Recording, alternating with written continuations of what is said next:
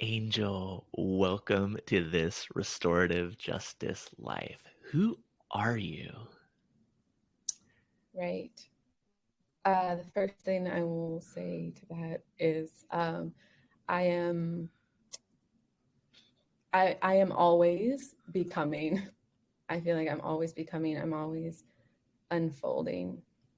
Yeah. Who are you? You know, that feels like a trick question sometimes because I think I acknowledge that I don't think I do acknowledge that there are parts to me that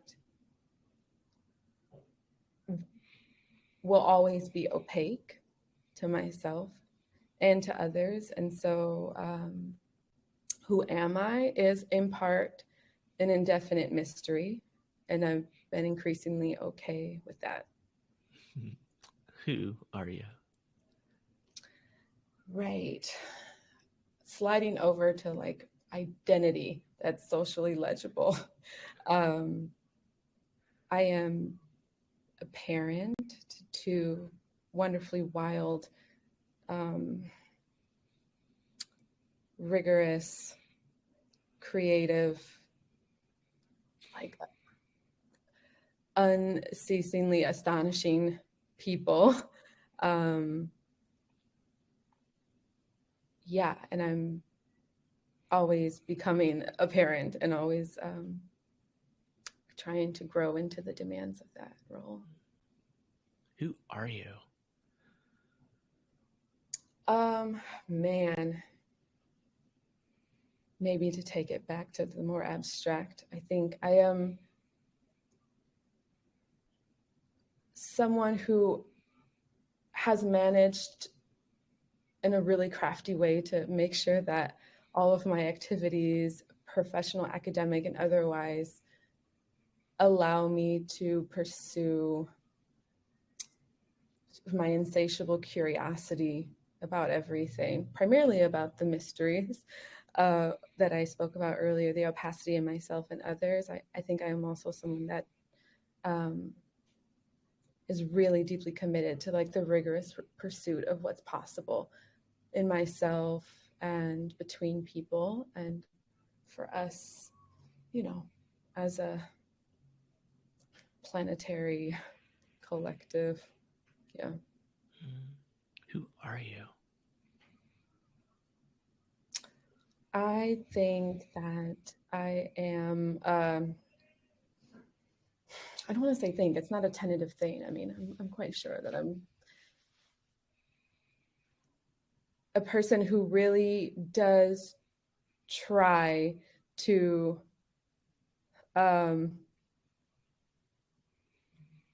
embody like a critical analysis to everything, you know, to the things I take for granted in terms of knowing and how to know and what I know. I also sort of very critical as well of what's taken for granted in terms of like how we are with each other, what we understand about life and people. And so a way to tie that up is to say, yeah, I'm also a person that really is seduced by sort of critical approaches to status quo or things that are taken for granted in a really sort of like broad, pervasive way. Who are you? I am a little erratic, and I think that's one of the charming things about me. I think I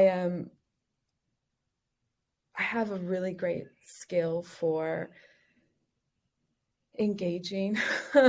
Maybe my kids might contest that, but I think there's a part of me that always wants to make contact with parts of other people that are maybe neglected. And so I think having that sort of disposition makes it such, I think the way that I go about my work and the way that I talk to people and I'm in relationship, I think is, I think is engaging. I feel really proud of that as like a teacher, you know, in the classroom, and as someone who's an organizer, and increasingly more comfortable with saying maybe that I'm charismatic, you know, so I'm embracing that more.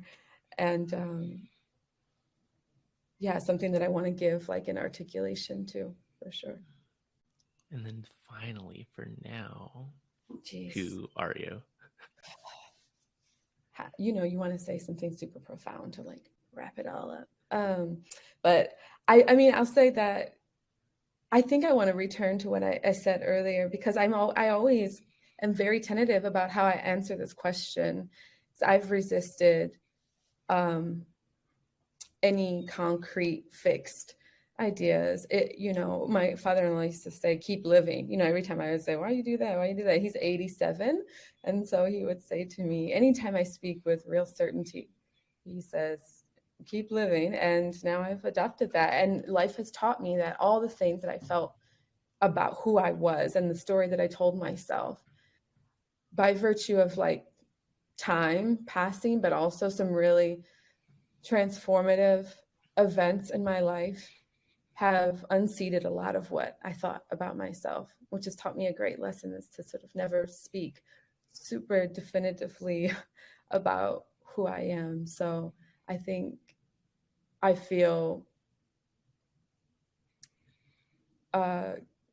impulse to go back to my first answer, which is to say that I think I'm always going to be becoming, like I'll die, you know, becoming who I'm supposed to be, or how life is shaping me up. And I'm just really energized by that possibility of sort of always becoming.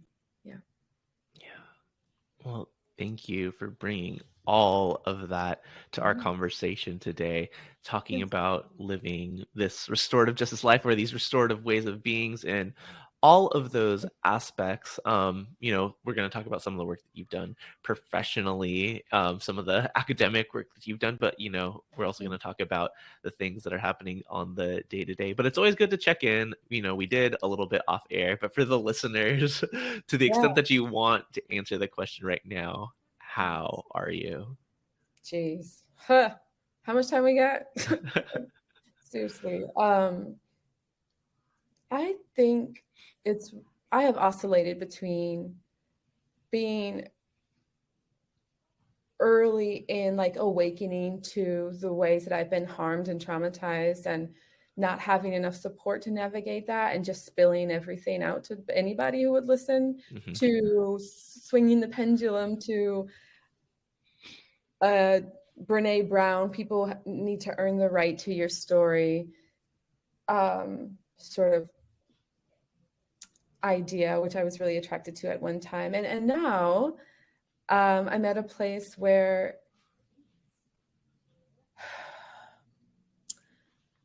it's less about other people and more about what I need in the moment and what feels good for me. And also my sharing is more of a political practice than how I used to understand it, as sort of purely the psychosocial emotional exercise in terms of storytelling. So I'll say what feels important to share for people who are beyond the space between you and I is that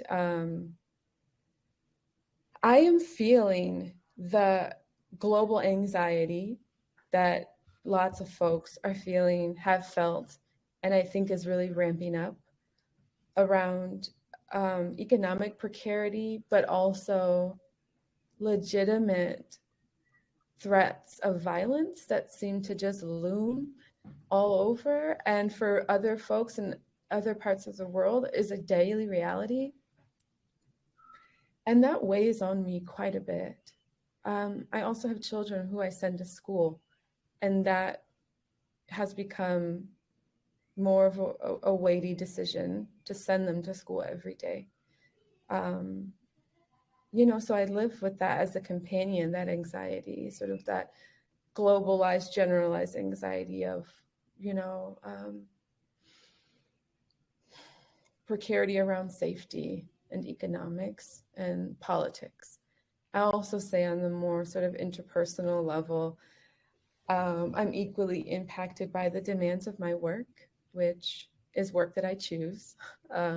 It's, stress that I choose, but stress nevertheless. And it is what people call a passion, but it doesn't mean that it's still not work for me. And so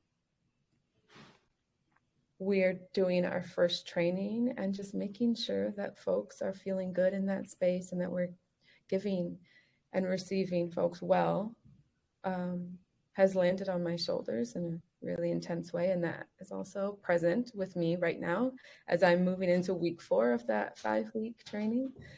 And I've also uncoupled from an 18-year marriage in the last 8 months. And that's excruciating and painful, and also has created so many openings for me. It's a separation that I initiated because it was time, and all things are well between me and my partner, but still there's so much grief that I find myself really allowing myself to sort of be overwhelmed by, and allowing it to find an expression, and which is all I feel like I can do at this time. And so, as we say as therapists, like it's the only way is through, and we love to say that, but in practice, it sucks. And it's also necessary.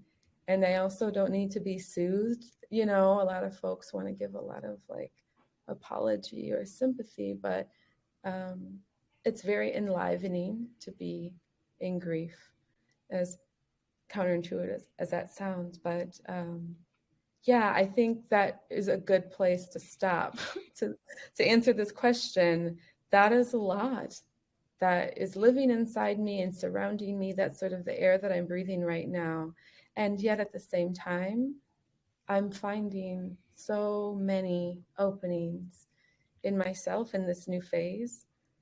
Parts of me that are able to be born that weren't able to be born prior. So as is life, it is complicated and messy and contradictory.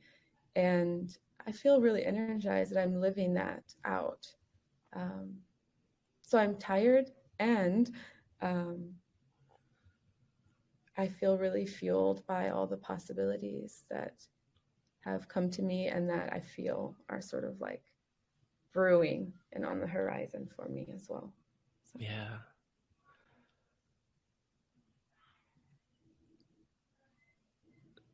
What helps you put one foot in front of the other as you navigate through all of that? Mm-hmm.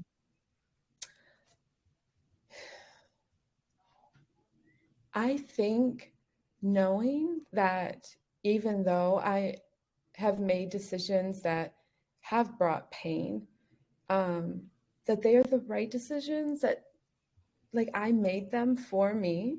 And that feels so good. And I'm trying to avoid saying empowering is what my dissertation is on and my previous research, and it is very present for me as I'm in the thick of that. But I feel great sense of power and autonomy over my life.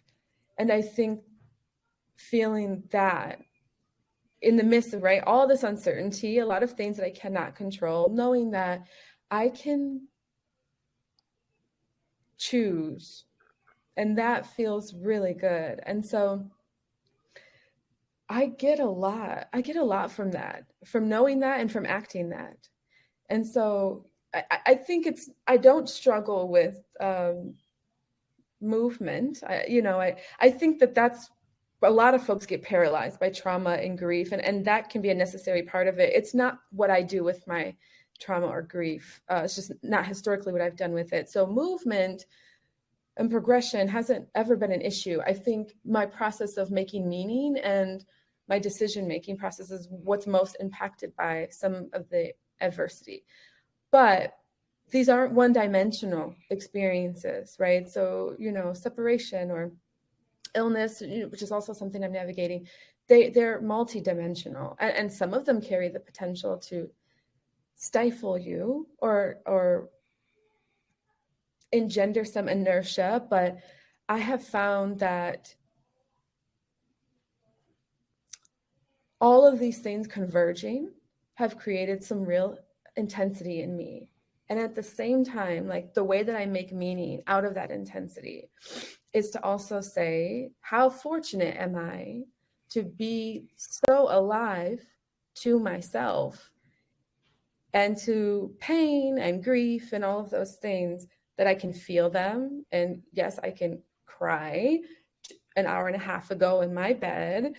But that also means that I have the capacity to be alive to the other sort of full spectrum of, what's in me. So, I think, to answer the question, is I feel like I have a really rigorous meaning making process that helps me to say, what is available to me in all of this? Like, what does it mean that I get to feel out this pain and grief so intensely? And sort of, isn't this what you've always wanted? I mean, you've always just wanted to be more alive.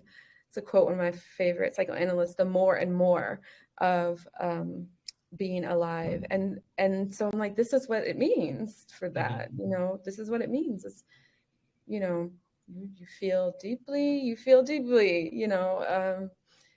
which is sort of the inverse of depressive state, right? Which is where you can't feel anything really, or there's a void there. And so the fact that I have the capacities to feel out all of the things and allow them to have an expression, whether it's crying or melancholy or whatever it is, I feel very fortunate about that. And I take that as a signal that I am approaching a stage in my life where I might be more alive than ever. And that energizes me and makes me curious about what else I might be able to experience with that sort of renewed aliveness.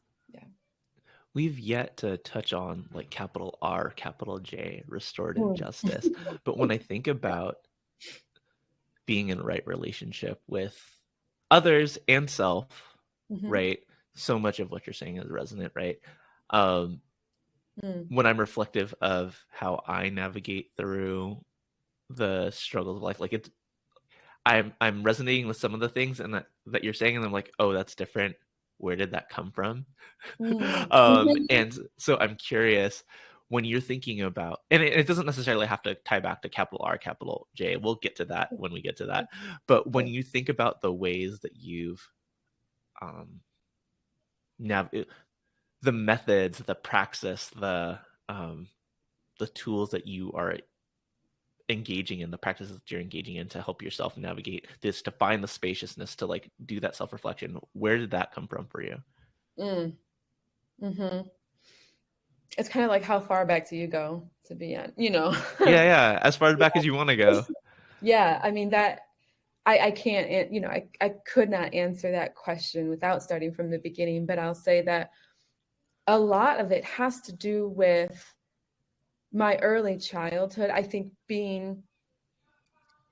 immigrating here with my mother from Ghana really early. I was very young. My mother was young as well.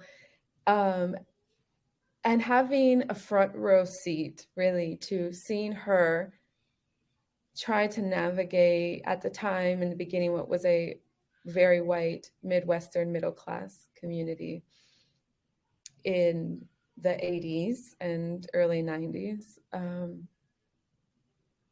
And no doubt she had her private pain and some not so private.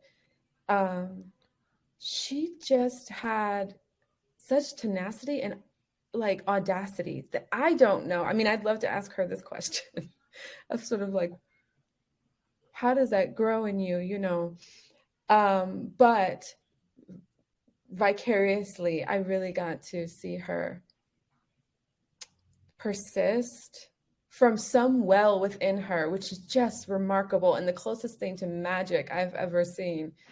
And I think it's the way I was socialized. I think my mom also was someone who gave such beautiful expression to her own grief of leaving behind all of her family in a pretty dire circumstance. And I saw her traverse racial discrimination, gender discrimination, discrimination based on her nationality and the fact that she had an accent and English being her second language and her being not formally educated. I mean, just piling on. And yet she just had like this ability to figure it out, which baffles me sometimes. And to see her struggle with homelessness and then sort of being incarcerated briefly, and then to sort of owning a business and now, liquidating that and getting ready to move back to Ghana so she can live a good life. It's just, I cannot overstate how formative that is in now where I find myself in really acute adversity, being able to do something with it. Absolutely. And I would also say, I have to shout out my father as well, who also had a more muted approach, but also had his own practices of perseverance and like ingenuity that I really admire. And I think was part of my inheritance from them. So I have to say there's so many other things along the way that have fortified that, but that's the origin story of the sort of current capacity that I have, I think, to make something of something that could be really debilitating, Yeah. And that very clearly paints a picture to me of like where the, you bristled at using the word resilience. I'm bristling at using the word, sorry, you bristled at using the word empowerment. I'm bristling at using the word resilience, right?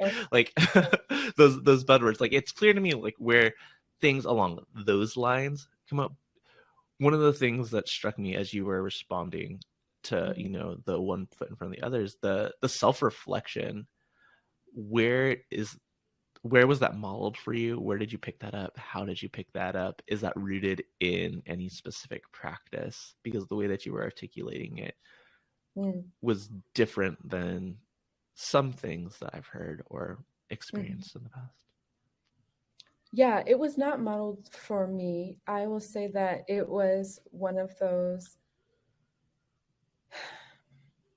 unexpected gifts of trauma. And I think because when you are young, and this is for everyone, you have experiences that you cannot make sense of. Mm-hmm. And this specifically comes from the school of psychoanalysis that I find most affinity with in terms of the theory of how the unconscious is developed. And early on, right, babies are born into this social world in which they do not understand the language or practices. And there are experiences they have, normative experiences and traumatizing experiences that they have. And then they have to use the social myths, codes, that are available to them to make meaning of those experiences. And there are always experiences that don't get meaning made of them. And that's kind of what we say is the stuff of the unconscious. It just, there's no meaning that it is ever accessible. That sort of becomes the opacity, in us, the stuff that was never translated into meaning. And I call on that because I think people have often remarked on like a reflective capacity that I have that I think is really well developed, but is still in development. And I think it's because not only was I looking at a mother of who I was trying to understand, why are you crying in this circumstance? Or why are you having, not understanding? And then also experiencing trauma firsthand and trying to say, what sense is there to be made of this? What does this mean? And so I think sort of repeated experiences of that, sort of vicariously trying to understand those around me, and then, you know, trying to understand like what things that happened to me, and also why I'm doing what I'm doing or how I'm responding. So the confusion of trauma engendered like an intense curiosity about motivation, because you're also like, why would this person do this thing? You know, those are the things really bred a really intense, rigorous, self-reflective practice where I felt like I wanted to understand everything I could about how minds work, how emotions work, because maybe that would unlock something for me to help me understand my parents, or to help me understand folks who did harm to me, and then understand myself. That was always a value very, very early on. I tried to make a study of myself and make a study of those around me, because I wanted to understand. That felt like the way that I transmuted that sort of traumatic, excessive energy into something constructive. And it's informed every part of my life. It informed my career choices. And it continues to be a very central practice. And it's a muscle that I continue to strengthen. Yeah. When I think about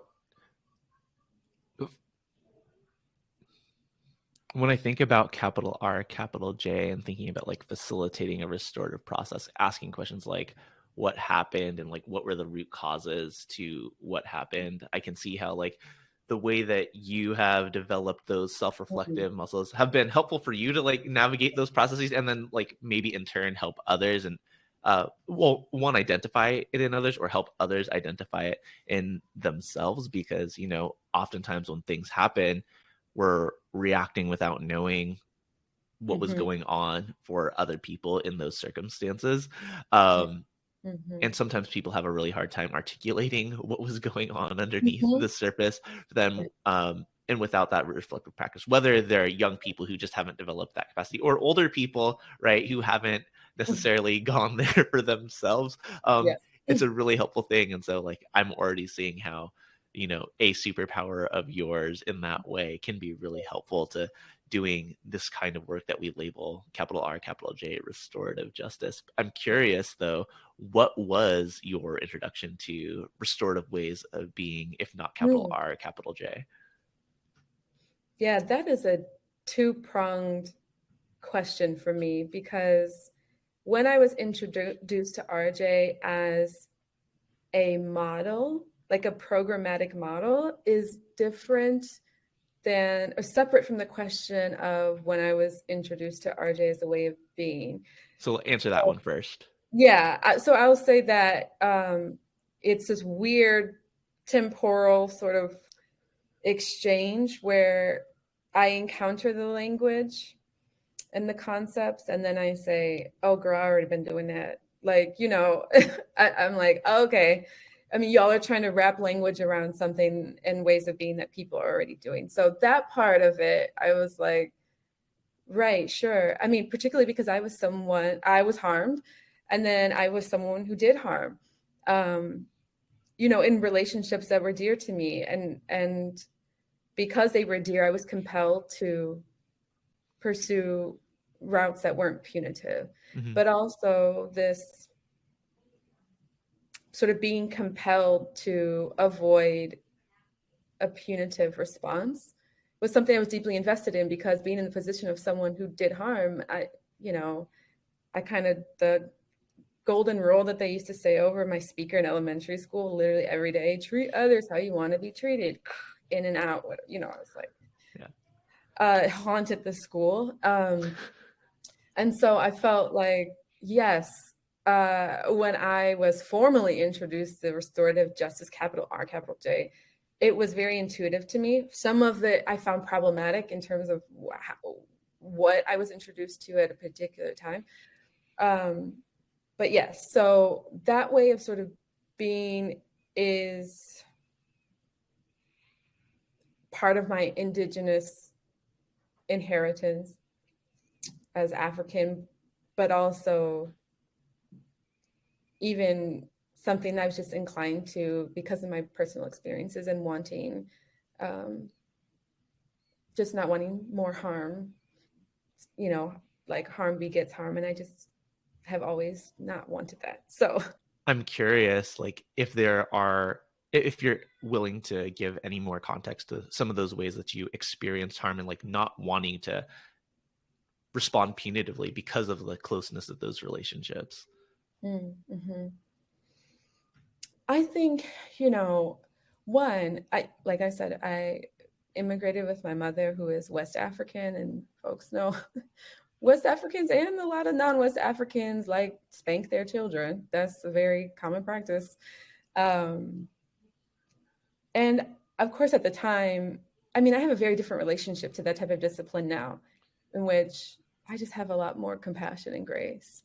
And I think I've always have, to be honest. I mean, I guess at the time, my curiosity about this definitely feeds into why I was not drawn to or invested in punishing people, was because I was more motivated by trying to understand them. Like, and so that compels you towards a different response. Hmm. So I was trying to understand, like, why is this the logical choice? Because I didn't do the dishes. Like, this doesn't make sense. I'm like Yeah. this is why I got disciplined, because I wanted to argue down my parents, who were just like, do the thing, Angel. So rather than turning it into rage, I think this is not a conscious choice, by the way. This is just, retroactively reflecting on maybe what was going on with me as a child. I was just curious about what's going on with my parents. So, like, why are they moved to this type of action? My father, who didn't use corporal punishment, but used other types of punishment and discipline that I felt were more insidious, and I would also, of course, enraged in the moment, but I never wanted to like do him harm, or I didn't want violence to come to him. But I was deeply frustrated that he couldn't do the work of trying to understand himself. That really made me upset. And I think it's because I was a parentified child. I'm the oldest of 5 children. And my parents leaned on me a lot materially, cook dinner, take care of children, but they also were shared, with me emotionally. That was like inappropriate. Like I can't be holding your emotional baggage at 12 years old. But they did the best with what they had. And they were both in pretty contracted crises, economic and otherwise. And so I got a lot of insight into my parents in a way that a lot of kids didn't. And that really fueled my curiosity and made me understand these aren't flat, one-dimensional people, where, like, I appreciated the complexity and the nuance there. So when they did things that I felt like were harmful or oppressive to me, I just wanted to understand. And mostly what I wanted was for them to like engage with me in my back and forth on like why this doesn't work, why this is not a good decision. And I think I've just carried that through. I mean, that has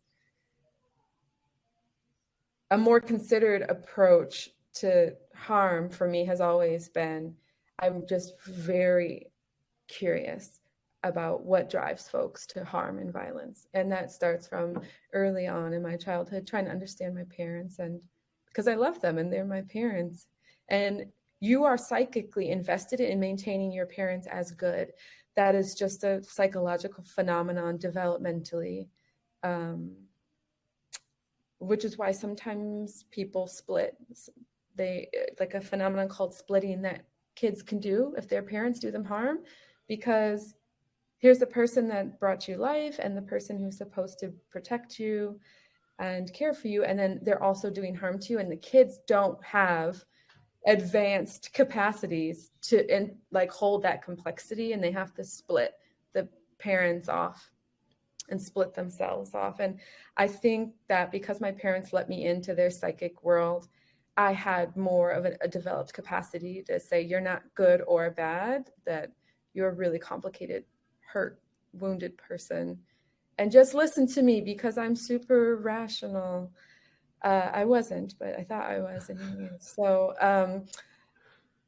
I think hopefully that illustrates for folks like how the nature of that type of familial harm and my very particular relationship with my parents really compels me to a response that's rooted in understanding versus punishment.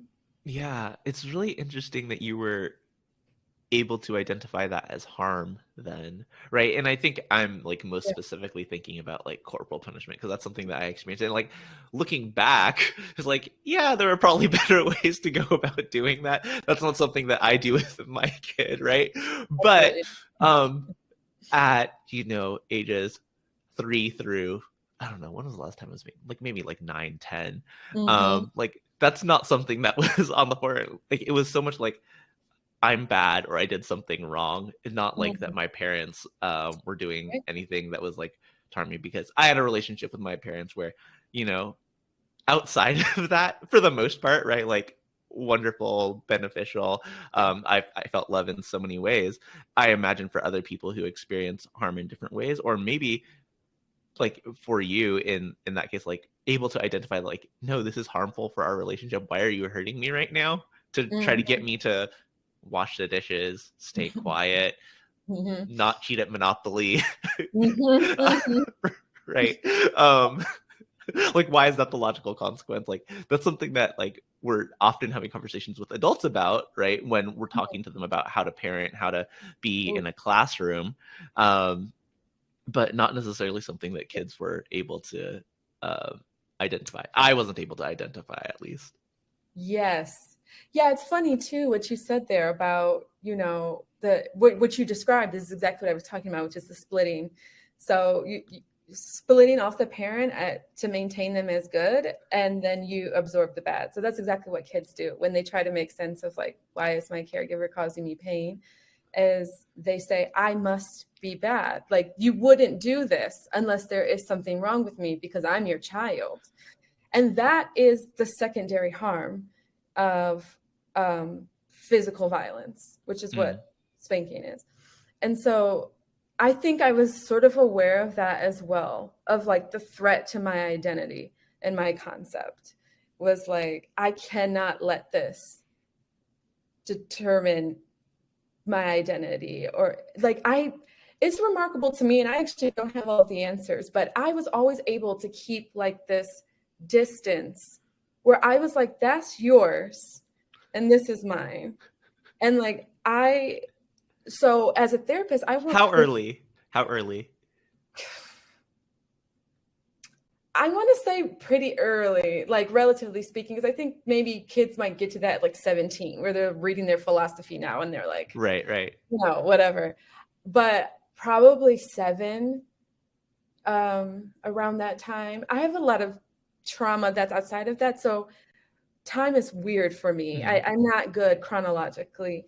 So that can be a complete miss. But it feels, in terms of my stock of memories, that it Yeah. feels very old.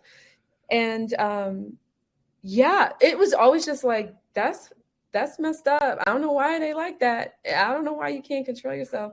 You know, it was just, I never absorbed that. Like there was something in me that refused to accept that I'm bad or there's some deficit. And I wasn't even exposed to that really until I started seeing with clients who struggled with like self-worth and like Mm-hmm. feeling worthless. And it was so foreign to me. Like, what do you mean you don't feel worthy? Or like, it was bizarre. And it took me a while of listening to really try to identify with that because I just always rejected that. And I don't know how or why, but I'm so grateful because that was a hurdle I didn't have to deal with. I was always like, oh, I am deserving of respect. Like I am a human being and I'm not going to tolerate abuse or yeah, I always had this core sense of like, I'm a worthy person.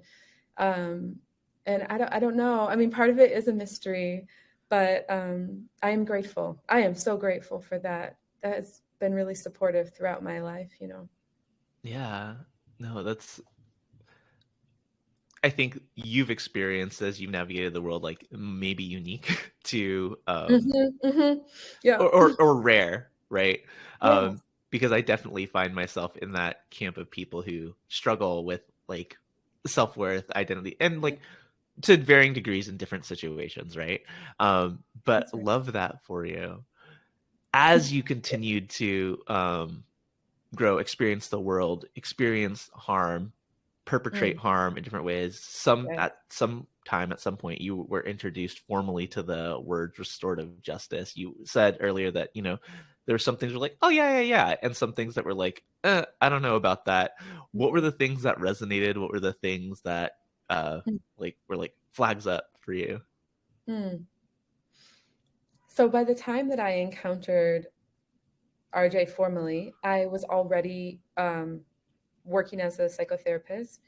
My degrees are in psychology, clinical psychology, and I really latched on to group process. Mm, So I took group as part of my grad school, curriculum, and group was an experiential class. So the first half was didactic lecture, and the second half of the class was we actually did group. So we sat in circle, and the specific type of group we did was process group. So of course we're all in there training to be psychotherapists, and the professor's thinking at the time who designed the course was that you need to participate in it to sort of understand what a potent force it can be for change and insight. And sure enough, I mean, it's that class every single time is different and the same, if that makes sense. So I had a really transformative experience in that I practiced a lot of trying to cultivate accountability with others, and then the group asked me for accountability as well, and that was hard. I don't know if we mm. can cuss, but Yeah. there's like cuss words in order for that. As part of that group, at some point in our stages, they were like, yeah, we feel like, you're better than us. Like, we just feel like the things you say and the way you act. And I was floored to hear that. I mean, I had a group of all of my cohort mates, you know, echoing this sentiment. And God, it was excruciating to sit there and take it because your defenses flare up. And what I knew at the time because of my training is that your ego, as a real structure in the mind, is deeply invested in maintaining its integrity to the death. And so in that ego is everything. It is all of the identities. It is your narrative, the story that you tell about yourself, all of your psychic and emotional investments are held in the ego. And its sole job is to maintain its structural integrity. And so when anything in that container is threatened, the ego will flare up. And no one is as powerful as to overcome their own ego without deep, prolonged, what is a lifelong practice.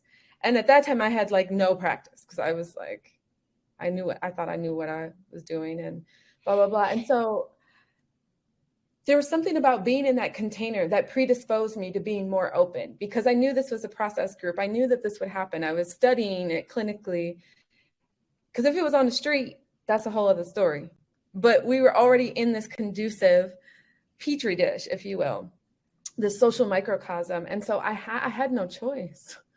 And I was also very what I thought a rational person. And I'm like, all right, well, here's evidence and there's a consensus. So there's something here. And I was really forced to confront that this is how I was impacting people. And I had to confront on some level, it was true. And that was the hardest part because sometimes what we get is, okay, I hear y'all. I'm sorry. Like, I'm sorry that I made people feel that way. I'm sorry that, I created distance, but that not going far enough. Because the real work is to say, maybe I do think that.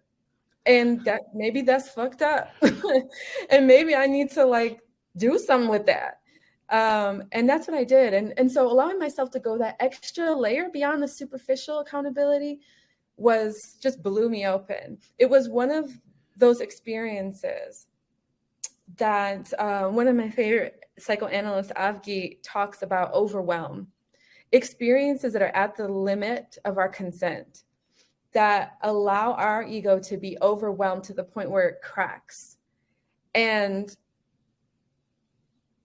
this type of group, although we consented to participating, you can never guarantee consent. Like you can't. Mm-hmm. It's false. And that space, you thought you were consenting to one thing and you get something else.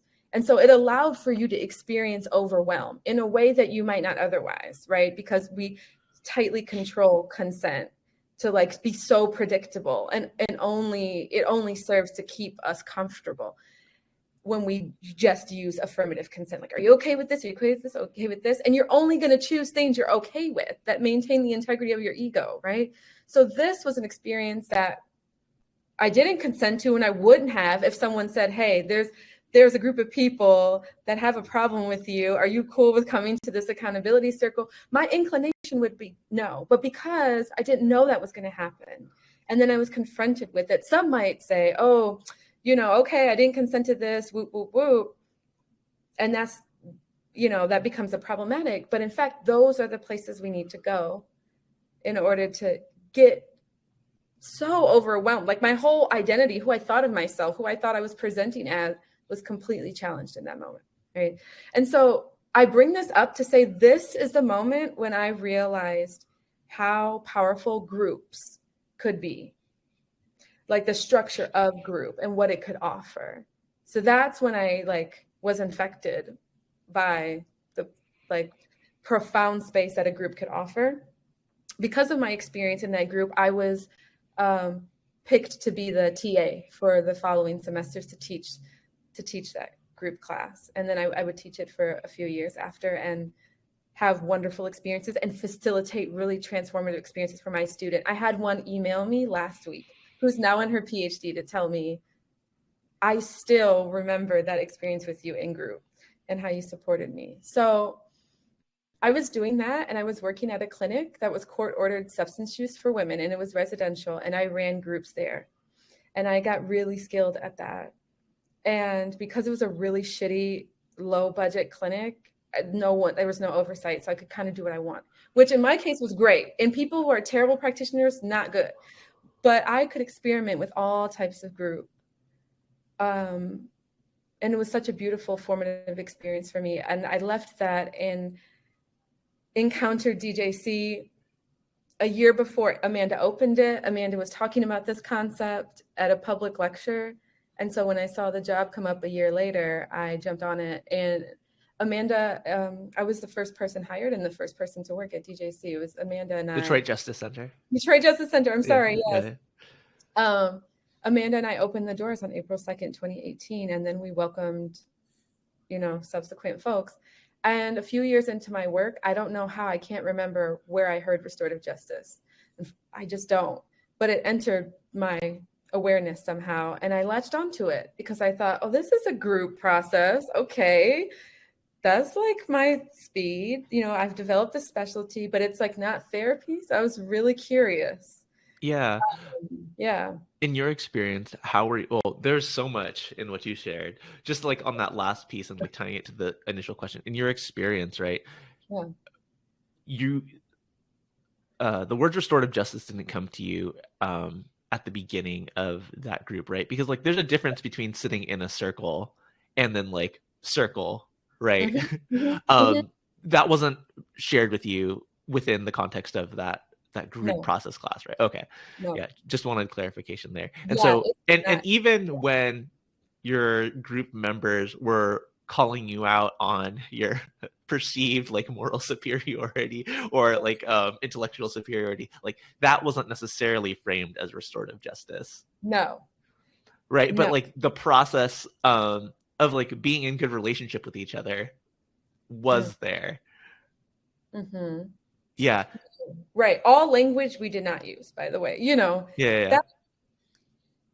Which is actually something that I've been writing about recently that I do want to touch on. And I want to return to this idea of what's legible as RJ.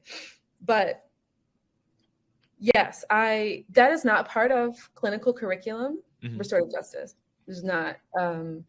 We are taught therapeutic groups, and so I remember finding out about RJ, asking people, and they're like, "No, this is not therapy." And I thought, well, that's curious, because what you all are dealing with and what you say you're trying to do, I'm confused. Is how you're making all these claims of like, oh, this is not therapy and this is not therapeutic, and yet people are sitting here like bearing open, really, in some cases, extraordinary wounds, Mhm. and in some cases, having profound experiences with people or persons or whatever who caused the wounds, and like allowing that to enter each other and allowing that to like maybe help us retranslate some of those experiences and make new meanings. And I'm just like, how is that not therapeutic? I was really confused by the dogma around RJ and how people understood it. And I was like, I don't know where y'all have been, but I'm just telling you from like, those things aren't distinct to me. Maybe like for liability, maybe there's a practical reason why you don't say that, but Yeah. that blows my mind that categorically you exclude RJ as like a therapeutic. I'm like, I think okay, like it's largely logistical, and like I think there's a difference between therapy and therapeutic, because like I would say that it can be therapeutic, but like as a yes, licensed practitioner, I am not a licensed yes, practitioner by the state of whatever. I have yes, not gotten the quote unquote education from XYZ institution that stamps me as a licensed clinical social worker, marriage family counselor, psychologist, psychiatrist who can like mhm, be sued for holding, right, right, like that's the difference for me. I'm curious like what other people would say. But yeah, yeah, like there's no doubt that things that are therapeutic, things that are healing, things that we're wrestling with past harm, we're bringing things into the space that like nobody was necessarily prepared to bring into the space. Like it takes an immense amount of care. But yes, yeah, like words are important sometimes. Like yes, words are often important. Words aren't yeah, the end all be all. Like they right, can't like fully describe everything that goes on. Like even going back to what you were talking about with consent earlier, right? Like we're so heavy on wanting yes, consent, and I think the way that you delineated like affirmative consent versus like, I think like the way that I talk about it is like, passive versus like informed consent. Like, where did we like collaboratively come to say like, yeah, this is the way that we want to be. This is what's important to me, and this is mm, the way that I want to be. Versus like, them's the rules. You good, mm, right?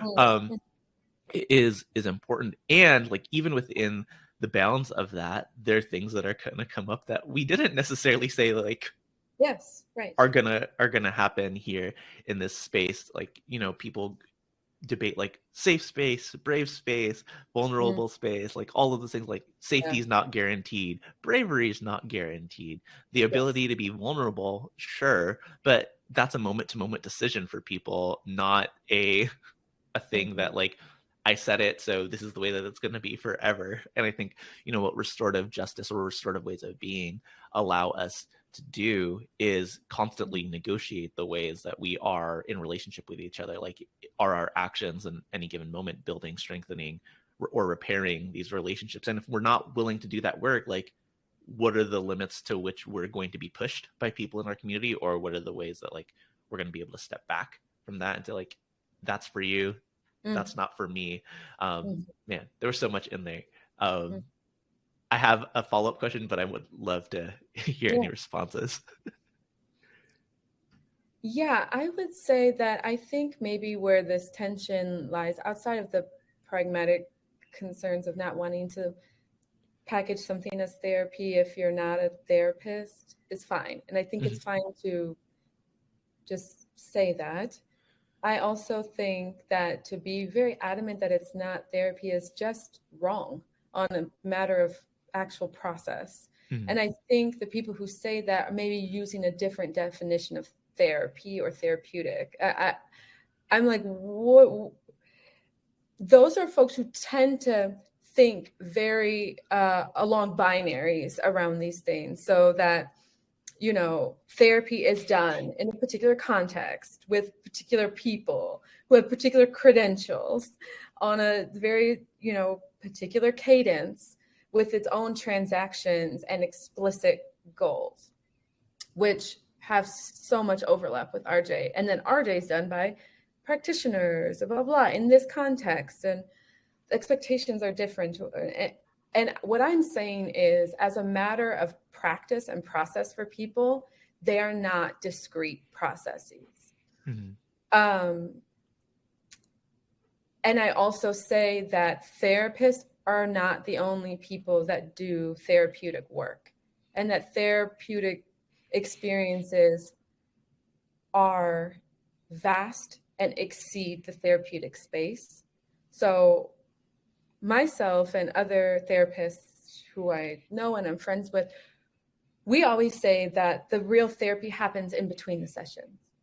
So that means that people are out living, doing things differently or not doing things differently, and thinking about why they didn't do it different, or having transcendental or limit experiences, or extreme experiences that have a therapeutic impact. And so I think I'm just more inclined to bring RJ into the fold of what is therapeutic, because I have a more, I think, broad and holistic idea of what can be therapeutic. To think about therapy happening only between a licensed practitioner, between two people in a room 1 hour a week, is extremely limiting. And is a harmful conception, because what it does is it forecloses on all of the ways that people, communities, relationships, outside time, all of these things can be therapeutic.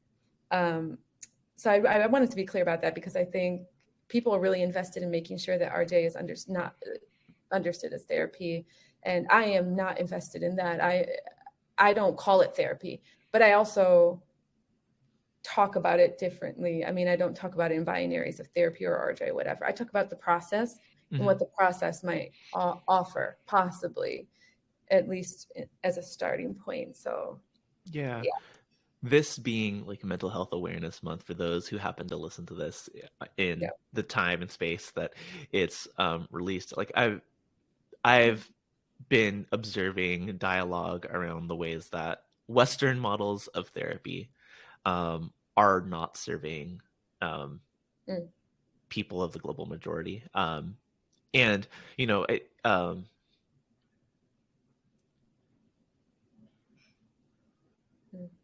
I think you're offering a more nuanced approach of therapy and the use of therapeutics, as a term. And where I hear a lot of the resistance that you're articulating, RJ is not therapy, is for people who have not been served well by therapy that we experience in America, right? As a person of the global majority who very presently right now, and this is just my gripes with the healthcare system, right? Kaiser, right? I had an initial appointment with a therapist 6 weeks ago at this point, right? And they scheduled our next follow-up to be 3 weeks from then, but they couldn't. Something came up for them. It's okay, so I got to know this person 6 weeks ago. Now 6 weeks later, I'm supposed to follow up and how is that therapeutic? How is that helpful? I don't even want to associate restorative justice with that kind of experience, is something that I hear energy around. And that's not even to mention the ways that within the context of quote unquote therapeutic relationships, or patient client relationships, there is lots of harm that is perpetrated that people don't want to associate with. But there's words are important, and the conversation around the way that we use words is super important too, just because I bring this example up all the time. I want you to show me respect. Great. What does respect mean?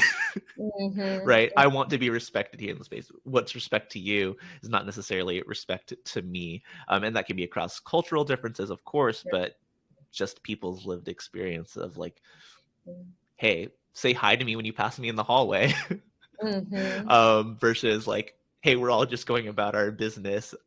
Yeah. I'm just navigating my life. I didn't mean any disrespect by just passing you by. Did you want to No, jump? go.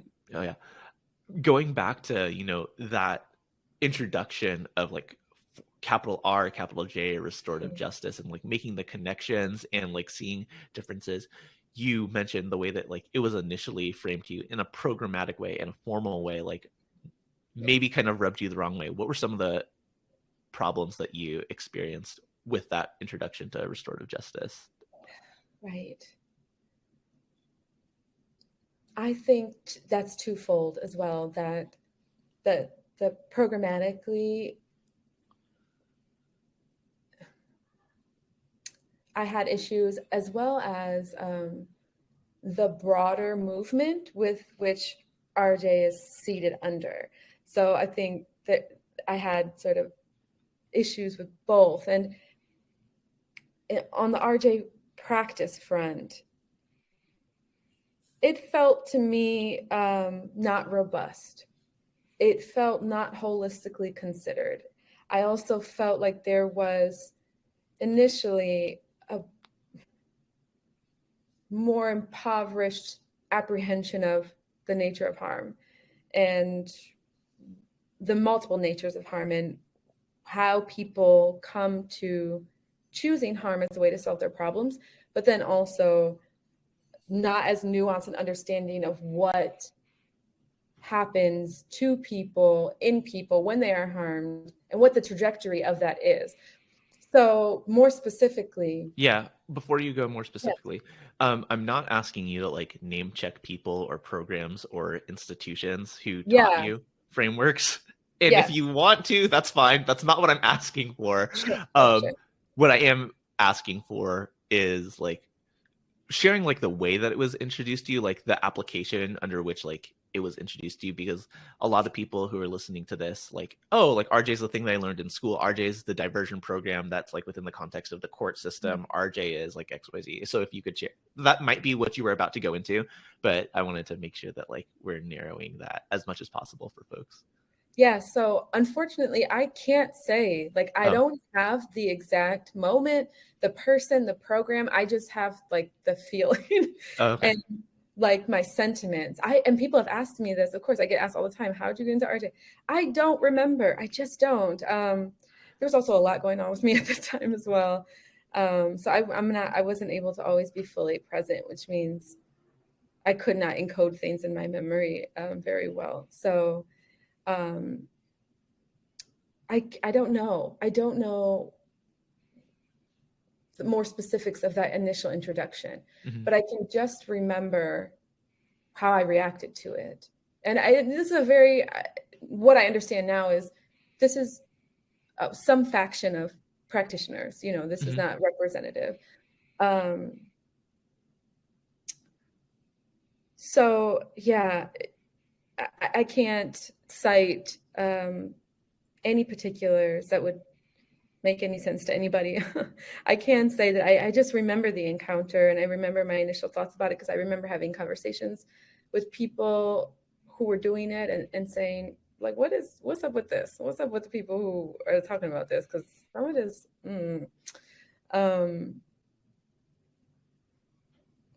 since then, I think my thinking about. Or can you like Yeah.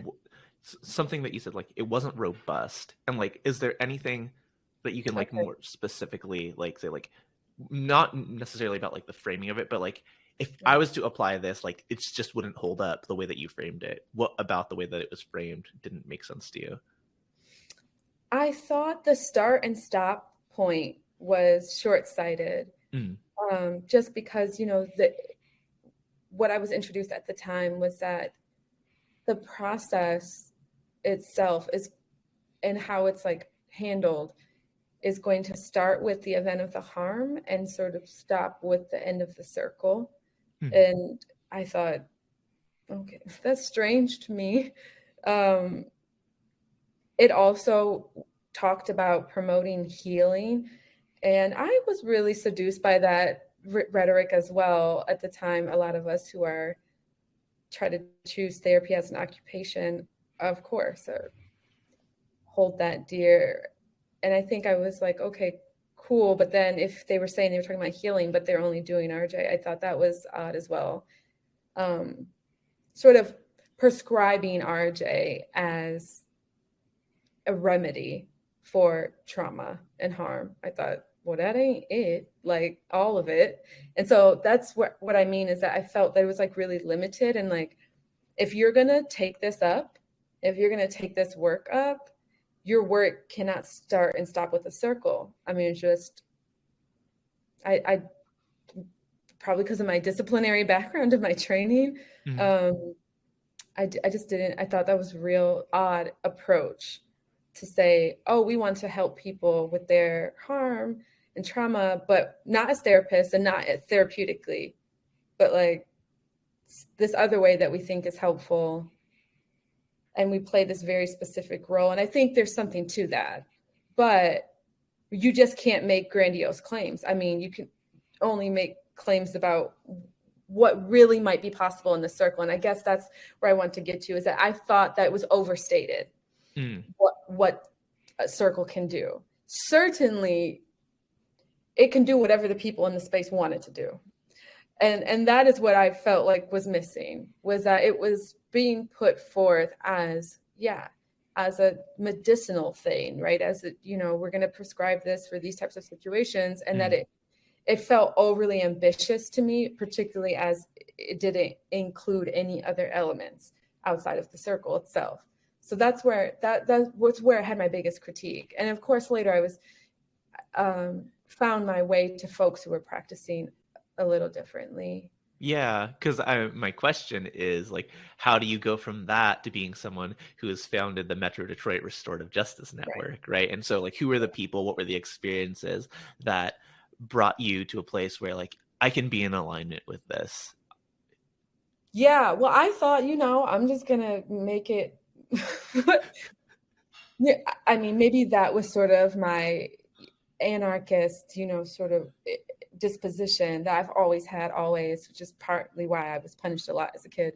Because I'm like, what are these arbitrary rules about what I have to do?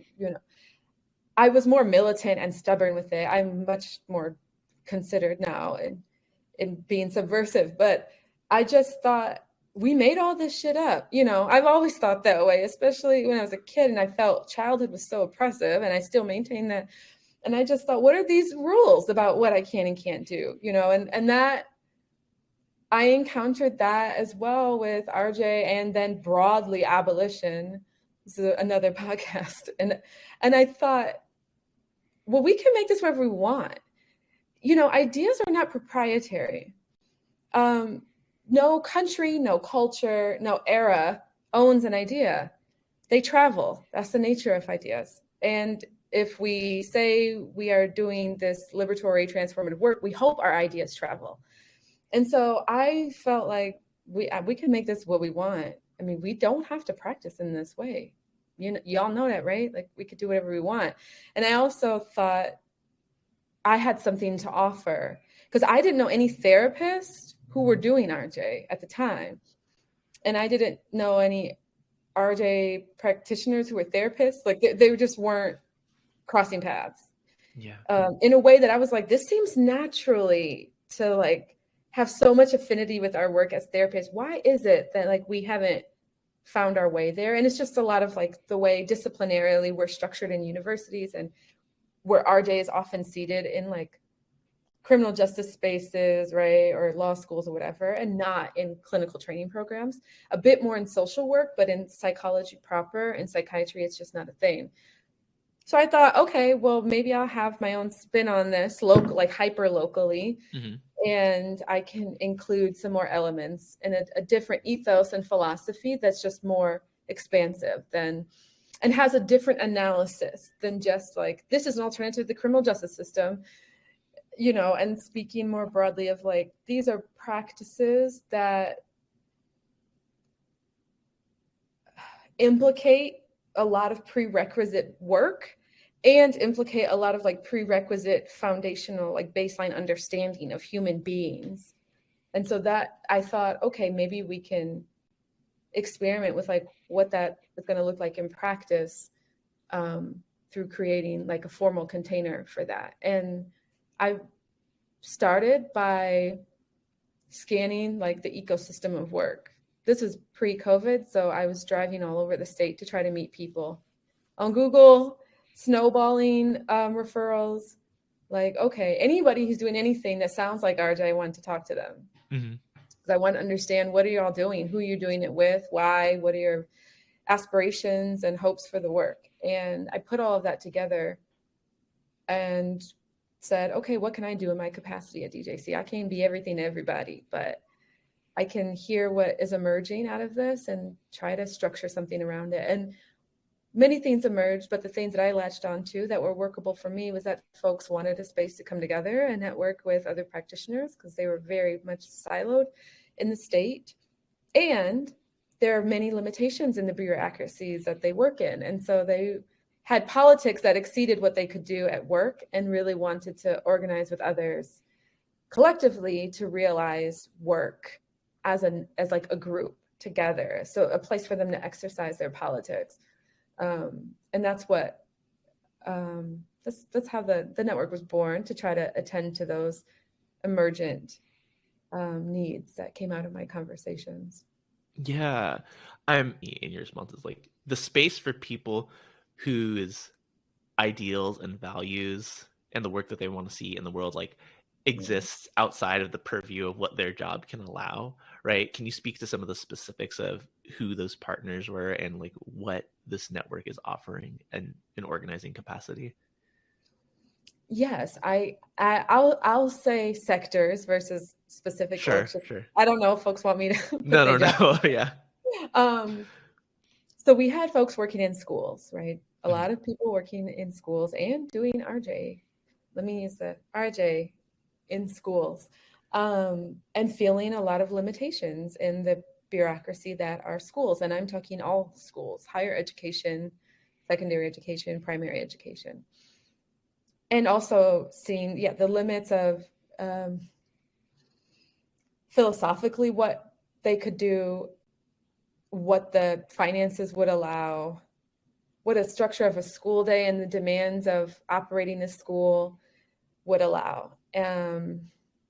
We had folks who were working in juvenile justice, so-called probation, and looking at that and saying, even if I do my best to, try to understand these young people and give them grace and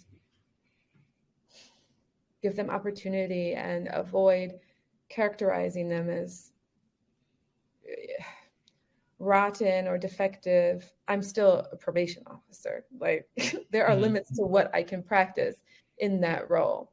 We also had folks who were working in nonprofit who also felt like we're overwhelmed. This is not programmatically a part of our scope of work. I don't know if everyone here is bought into this type of work, but I believe in it. There's not a lot of room for it at my job because we're working on legislation or organizing around some goal-oriented stuff. And so, there's really no job, to be honest, that allows for people to really exercise a radical politic outside of my own job. So which is highly, highly unique. I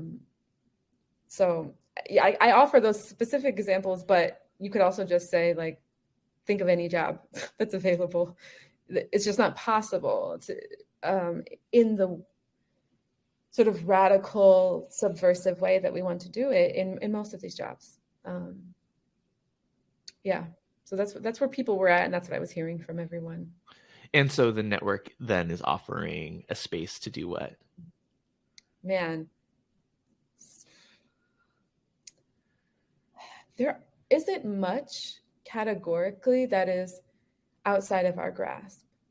Our limitation is that, with the exception of myself, who is a paid staff person at Detroit Justice Center, it is a volunteer-driven, volunteer-run network.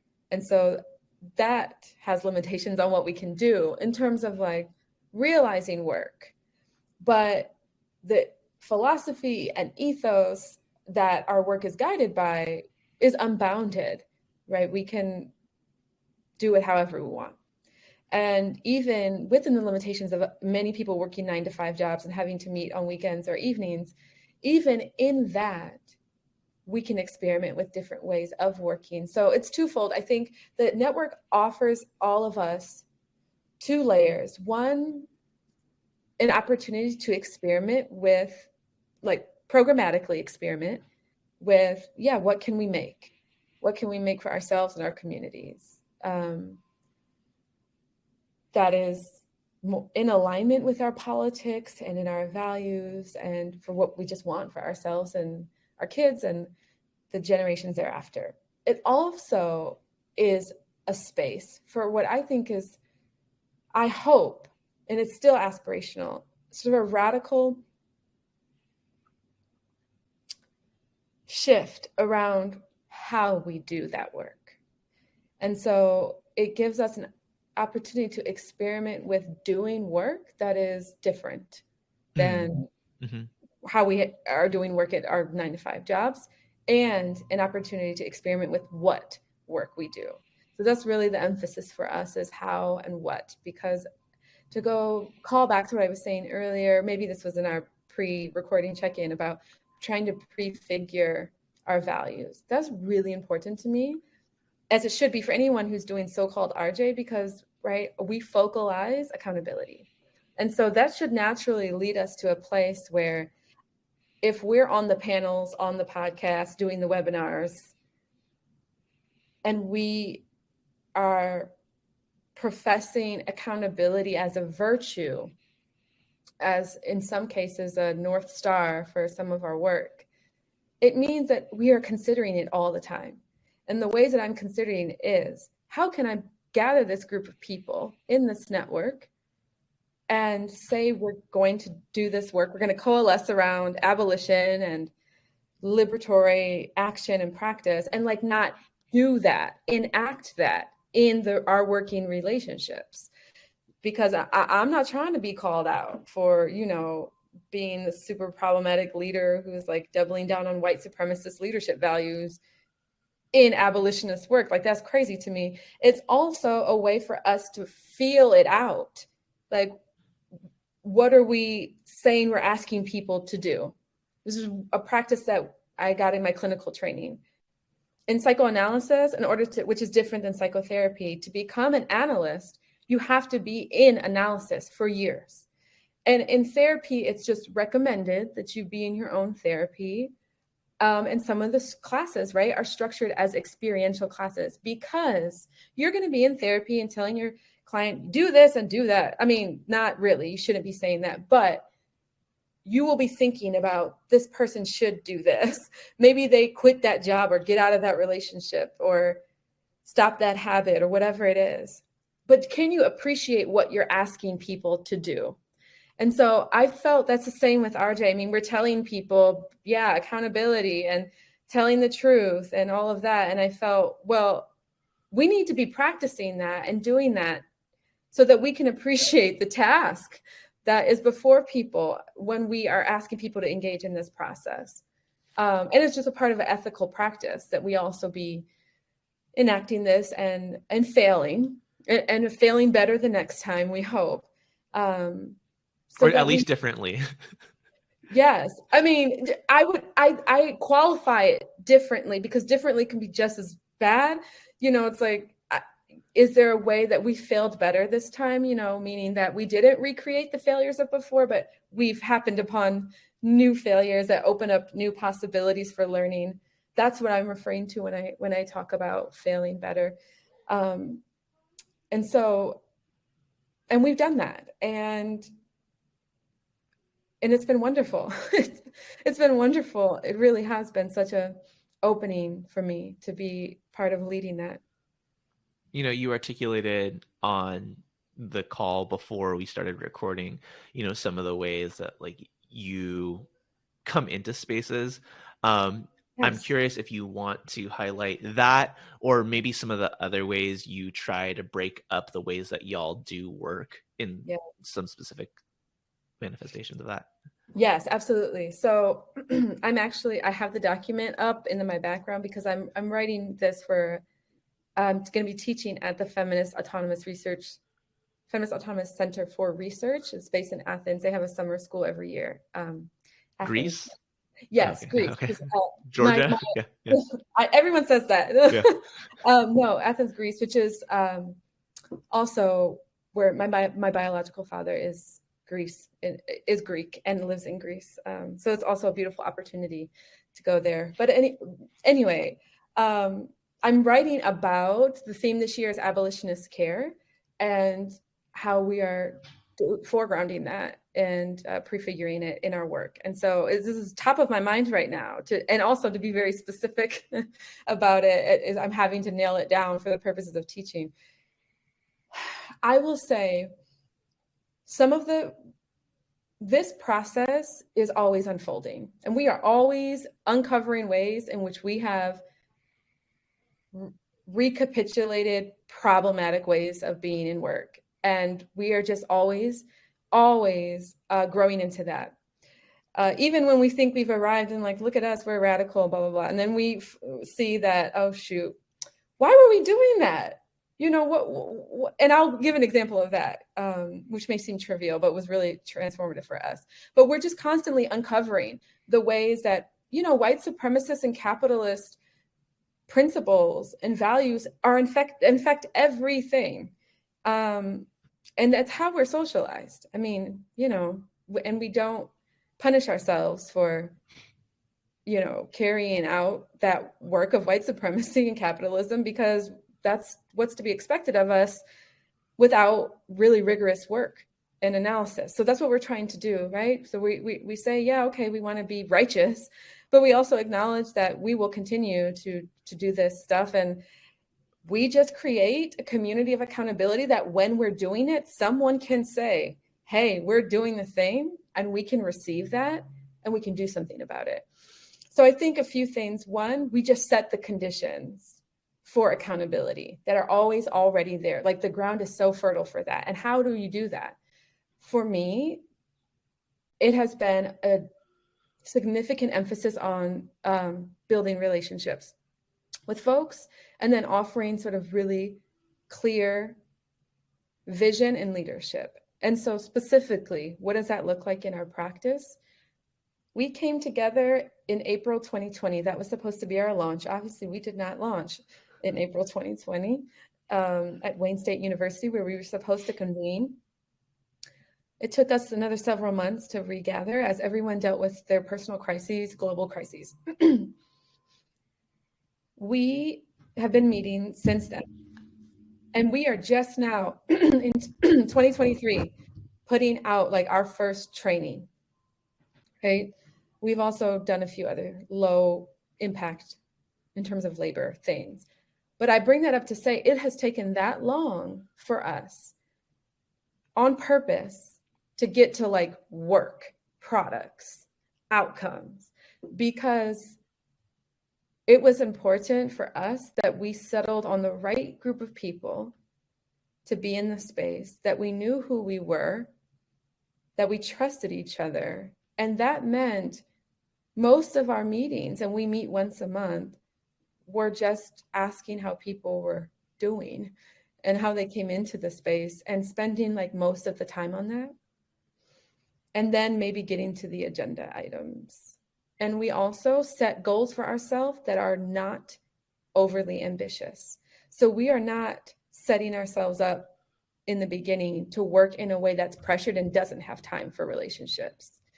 That's also a practice that gets missed when we profess like relationship. And yet we said we're going to do 40 trainings and we're going to put out this report and we're going to do this, which leaves no room. Like we set ourselves up to completely edge out capaciousness that's required for relationships and the cultivation of relationships. So every year we have really low impact goals. And I tell DJC not to expect a lot from my department, if you will, because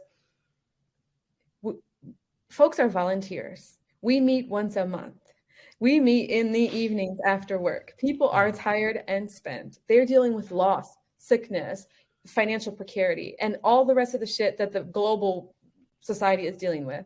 So that's the one practice that sets up everything else, is that what we set out to do for the year is sustainable and manageable.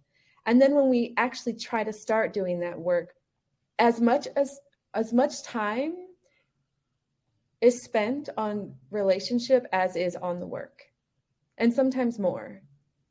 And then added to that is, it's not just how are you doing, how are you coming into the space, all of those prompts. But it's also when someone says, I'm working at this corporate job and I want to die because I hate it there. It is terrible. These people are awful. Means when I see it, because I know this person, right? I've been sitting in meetings with them in community for 6 months. When they say that to me and I see jobs come across my all the newsletters I subscribe to, I send it to them, right? When I have someone in my network who is a part of like a 2-person nonprofit that's trying to do mutual aid for sex work, and they are struggling for funding, and it's in the middle of COVID, and they're trying to pay people so they don't have to do sex work and risk COVID. When funding opportunities come across my email, because I'm at a nonprofit, I send it to them. So there are practices of relationship building that exceed meetings, that exceed like the formal work time, that are a part of care and how we practice care. When someone needs a ride somewhere, or is like doesn't have a car, or someone has experienced a death or a loss, and we just pull up and drop off food or a plant, which seem like really trivial things, but actually they're like absent in a lot of spaces. Like that is just absent. And it goes such a long way into building a really solid foundation for the like so-called work to happen. So we spent years doing that. And I think that was the right move. And we have a core group of people, despite what's going on in their lives, show up every time.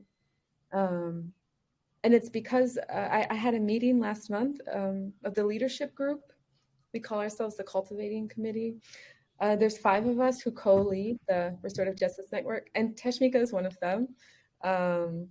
She's been with me from the beginning, like the other 3. And those meetings are 3-hour Zoom meetings every single time. And like 2 hours of it is just us catching up with each other. And then we get to a point where like, okay, y'all, we should probably get to work. We should probably start doing this agenda. But it's because there's that much that needs to be given an expression in the space. And it brings us closer every time. And it lets us know where there are opportunities to care for each other. And we just don't know where those opportunities are if we don't create the space for people to say it.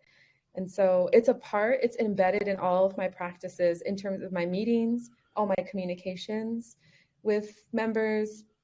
It is always like a relationship first approach. And if work has to suffer because we didn't get to the thing on the meeting agenda, it's fine. It goes on to the next meeting agenda. But I know that our work is the long game. And I can't do this by myself. I need support. I need everyone to be there. And that means I have to take care of the relationships so that this is not a space where people are getting drained or people are getting taken from, and that they feel like they're getting from this space too. And I've just heard that articulated and affirmed by members that is exactly what's happening for them. And I'll give 2 brief examples of that so that people sort of know what that looks like. Mm-hmm. The last Cultivating Committee, 2 of our members, one lost a family member very suddenly and is now caring for the children and that estate, and probate court and the nightmare of all of that.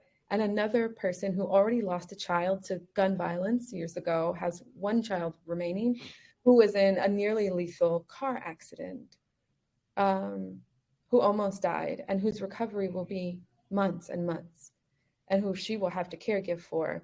And at our last meeting, both of them showed up, and one of them from the hospital with her child. And, I say to them, know that it is not expectation that you come, right? That is something that I always say for folks in crisis. I won't email you. I won't text you. You won't be notified. You will take care of yourself and you'll re-enter when it's right for you. And yet they're in the meeting. And so we said, I'm surprised that you all are here. And the one from the hospital said, I look forward to this. I knew that I was just like, I just get so much from this space, from us being together, that I wanted to be here. That was my goal. And I think as folks who say they do restorative justice and really talk about relationships rhetorically, that's what that looks like. I mean, that's what that means for people in practice, is that people want to keep coming back, and what brings them back is the relationship. Yeah. Yeah. As you're saying, there's like, I imagine listeners and I myself am thinking about like, oh, but that would never work in my context, right? And because so many people might be thinking about like work and capitalism and these goals, and like you said from jump, right? This is a volunteer space. We've been able to have the spaciousness to set our expectations of ourselves, of each other, and do that work. And when you're thinking about like, what does it take to build a community of care, right? Where people are able to articulate their needs, get their needs met, and still accomplish the things that you want to do. We have to be really clear about what it is we're trying to accomplish, under what time frame, and like having realistic goals for making sure those things happen. And oftentimes when I think about quote unquote implementing restorative justice ways of being into XYZ workplace, right? Like, what are your goals, and what of these goals are you willing to deprioritize in order to live these values?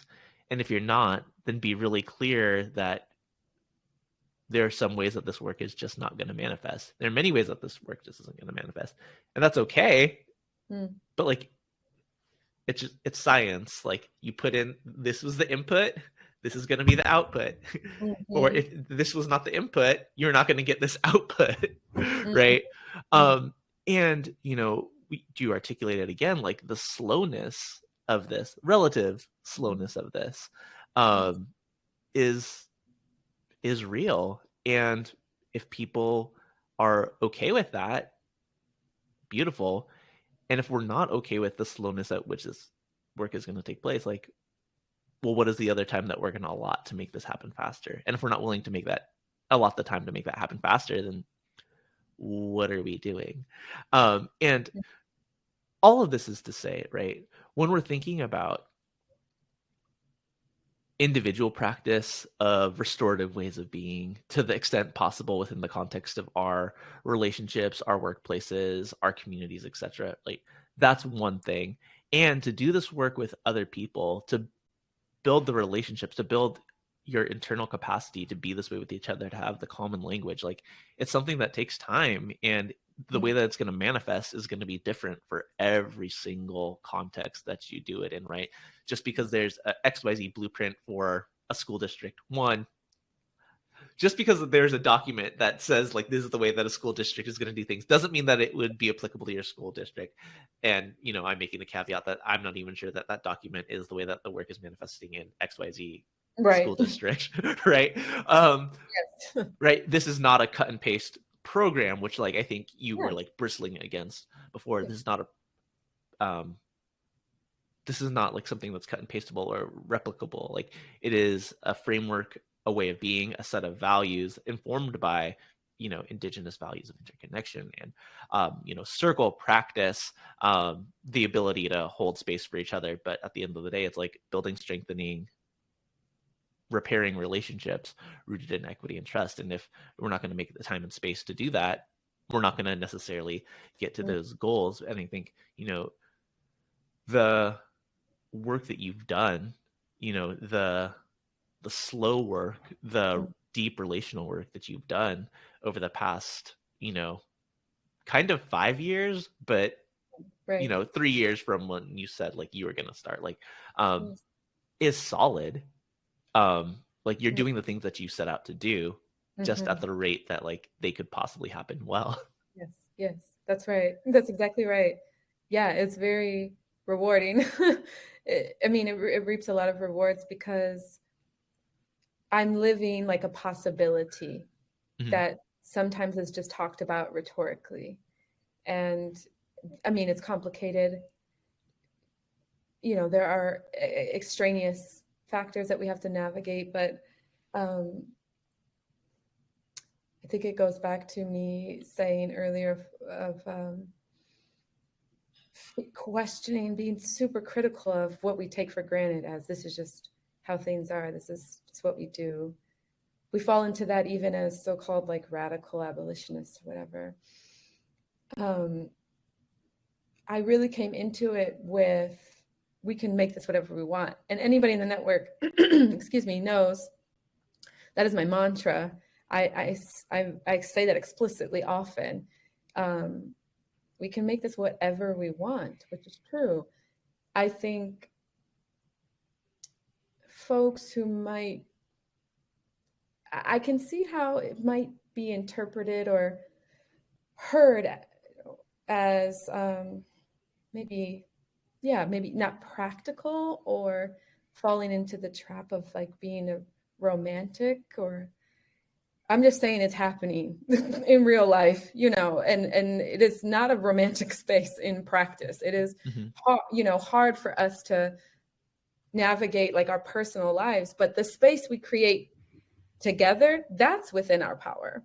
You know, I can't help if someone is dying or someone lost their job, but we can exercise a radical politic in our relationship within our work. And even if you have to meet a deadline, how you meet it does not have to be trash. You know, like there's this idea that like what people talk about all the time in this really non-complimentary way that is baffling to me, because I would talk about this and they're like, right, but what about like when you have to get work done, or like when you have a deadline, as if they're not compatible practices. So I think even if in terms of like actual time, there's not enough of it, you have to think of, are we studying like who made it so that there's not enough time? Because like the analysis can't stop there, because that's where folks go a lot is, well, we don't have the time, or we have this grant. And I'm like, right, so what's the work you can do to set yourself up? Like that's the prerequisite foundational work you can do to make this other work possible. So we can't think about this work like in a vacuum, like this relational slow work in and of itself, that there are other conditions that made that possible. Those conditions being, in my role at DJC, I don't have managers or supervisors breathing down my neck for work. So there's also that piece. I'm given agency, autonomy, and trust to do my work. So if I come back and say, this is what we're doing this year, they trust that that's what can be done this year. And then the funding, which I'm just starting to receive now, which often is what people are saying without saying when they say there's no time, is because a lot of our work is contingent on grant timelines. So there is some work that needs to be done within philanthropy and in our relationship to philanthropy.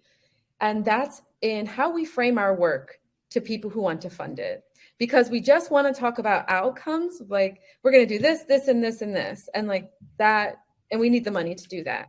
But the conversations that I've been allowed to be in with funders, off rip, I tell them, for this thing in particular, right, if we're going to do this training, I'm saying 18 months, but I am telling you that if history is any teacher, things will come up. People will get sick. People will lose something or someone, and we may not be able to do this in 18 months. So I'm telling you, like ahead of time, I am setting your expectation at the very beginning. But then I also frame my work so they understand how crucial the relationship building is. And if you say you want this work to happen, I'm telling you that our work cannot happen without the proper investment in relationships. So if you are financially investing in this work, it always necessarily means you are investing in the relational part of the work, which does take time. So I frame it such that funders can't piecemeal these things out to say that this is a package deal, and that I don't pitch anything that I know we cannot do. in, you know, a particular time frame. So I either don't select certain work for us, or I just make sure the timelines give us enough breathing room to account for the inevitable crises and for us to like reset and go back to our relationship building if we need to. That helps. Like, that is some necessary conditions that need to be present in order for us to work this way, is that we have to let folks know that that is work too. That's not a distraction. It's not extraneous. It's not taking us away. That relationships and us talking about how our days and week went, that is part of the work. That is not separate. That is part of what I'm telling you about what we do.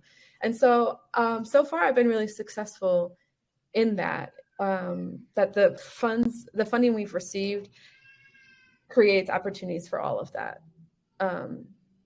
You know, the room, the adequate funding for everybody to get paid and for us to do it right, and on a timeline that's sustainable for us. So there are a lot of moving parts to it. It is surely about our interpersonal practice, but it's also about setting the conditions, the material conditions as well.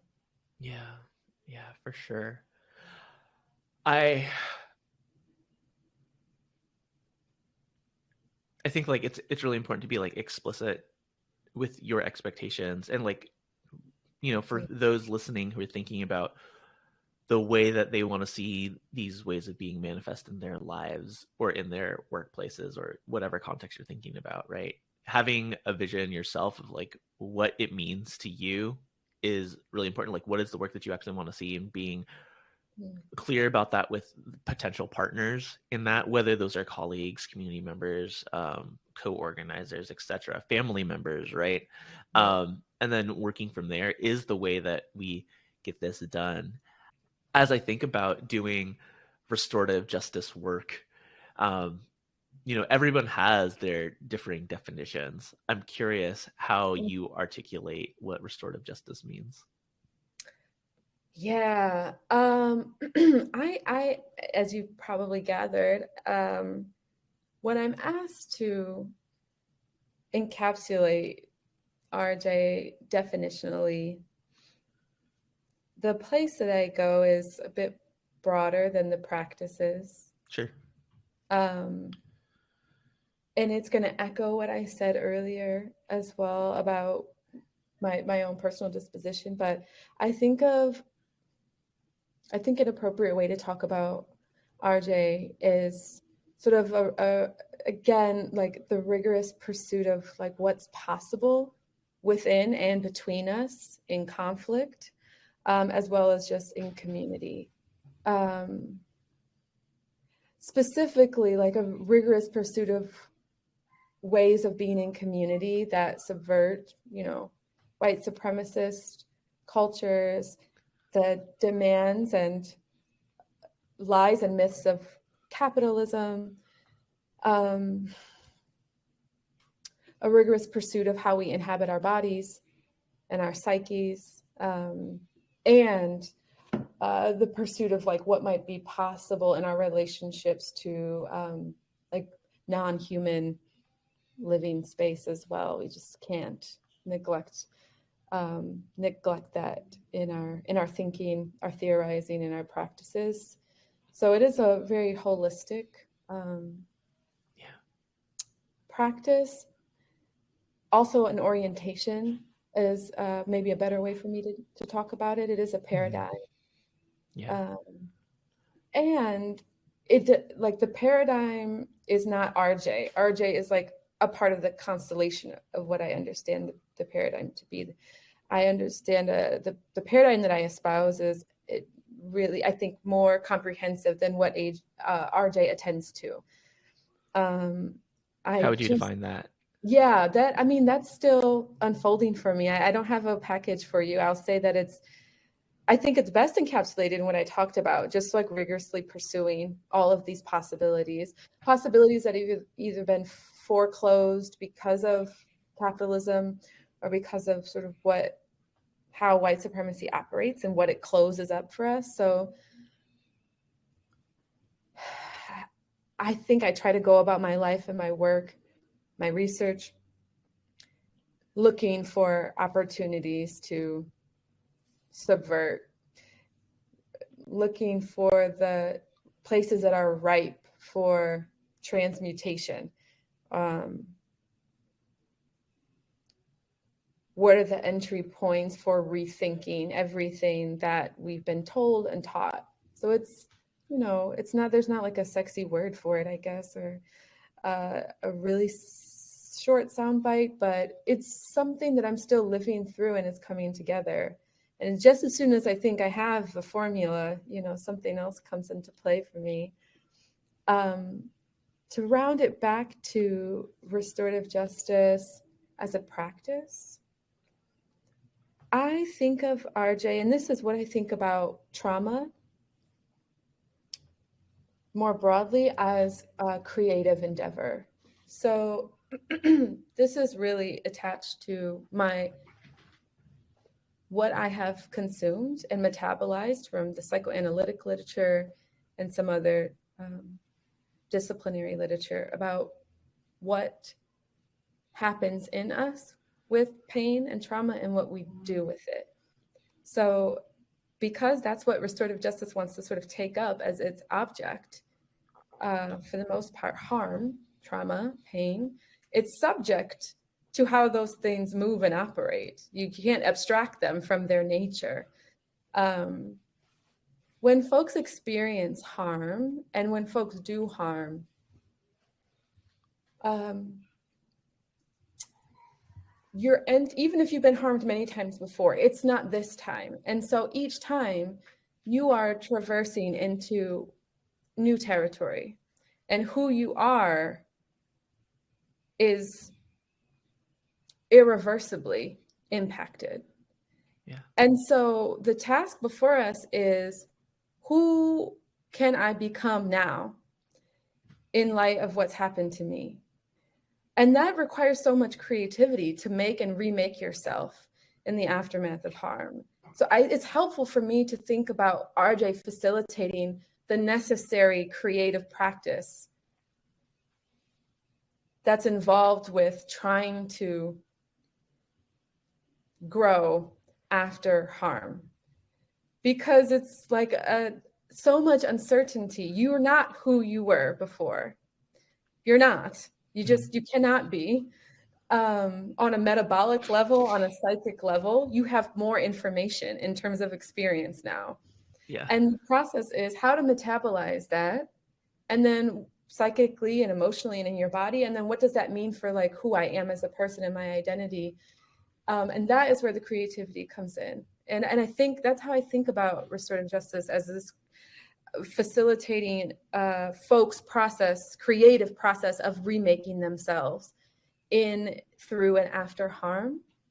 I also think that it'd be good for practitioners to avoid what some psychoanalysts sometimes call traumatophobia, which a lot of therapists and mental health professionals also have, with this real deep fear of trauma, that trauma is something that needs to be sealed off in the past, right? We're going to work through it and heal it and leave our trauma behind, that we're going to get over our trauma or even healing. And I think our relationship to it has been really myopic. Like it has been seen as purely a negative space, something to be extinguished and avoid. And I just don't have that relationship to trauma. I think what we see in practice is no one gets over the trauma. I don't know anybody, as a practitioner, therapist, as well as in discussions with my colleagues who are therapists, I don't know one person who has gotten over their trauma. I think people do things with their trauma. And that seems the important focal point for me. And I think RJ can intervene in that trajectory. It's not the end all be all. It may play a role in that for some people. But that's what I understand sort of RJ as maybe having some facilitative role in what folks do with their trauma. But there's so many other things that support a doing with the trauma besides RJ. And so if our charge is to deal with trauma at a particular point in time for a person, I think it's important to appreciate how it lives in us as a companion, rather than, something that can be put away or set in the past. Trauma is not bound to time like that. And so for me, it's been really helpful to understand it that way, because then I have better expectations for what RJ can do and can't do, what therapy can and can't do, if I better understand that trauma is not something to get over, but the energetic, like the libidinal or sort of energetic charge of trauma, which tends to animate us, can be transmuted into something. And the way that people do with their trauma sometimes will not make sense to people, but it serves some idiosyncratic purpose for them. And I think our jobs as therapists or practitioners is to honor whatever it is that folks need to do with the trauma. And that doing is an end in and of itself and not a means to an end. And the way that they do with their trauma is to make meaning out of it sometimes. Sometimes they physically do and enact. And to also know that that's temporally bound. There is no final destination in terms of the meaning we make of our trauma. We hope that RJ and maybe therapy and maybe profound experiences in nature and maybe peer group, maybe encounters with a romantic other, with children, maybe something happens in that brew that allows people to encounter themselves in a way, and their experiences in a way that they can engage in this process of retranslation, which is a term that I'm borrowing from Laplanche, who was a French psychoanalyst, that we can retranslate these experiences, but it's not final. So it's not like you go to therapy, you do the RJ circle, you have the profound experience, and you're like, okay, I've made new meaning of this experience. Now I have a different relationship to this trauma. That is not the final destination. It's just that you make meaning that is relevant and useful for you at this particular time in your life. And then later, you might retranslate that information again, where it's useful for you at that particular time in your life.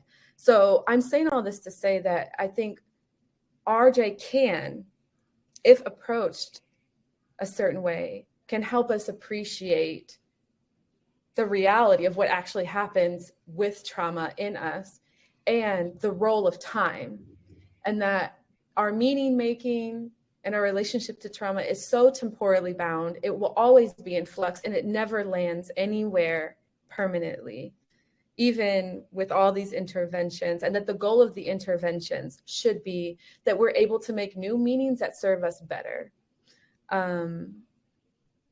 And just trying to sort of recuperate our relationship to trauma such that we aren't always trying to extinguish or repel it, that pain and harm and destruction also carry so much possibility.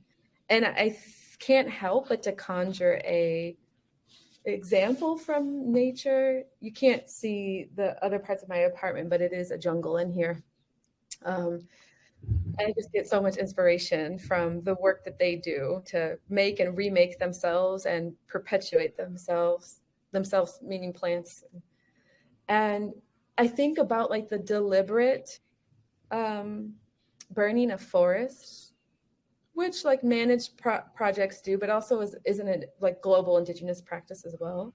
And I think of that as like the same event, right? This forest fire.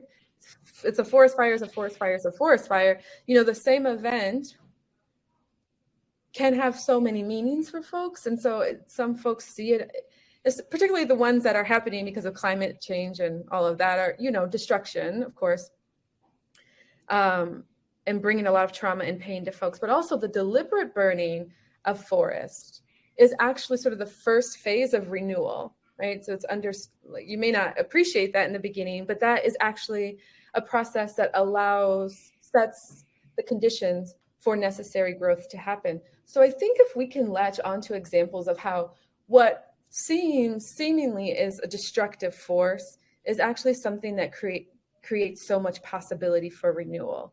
And I think about trauma that way, and I think about how I'm attaching RJ to that is RJ can be that facilitative force that helps us reorient ourselves to trauma, to say that doesn't only carry this negative charge and this attendant destruction, but that if we have the right support, if the conditions are right, that we can remake something,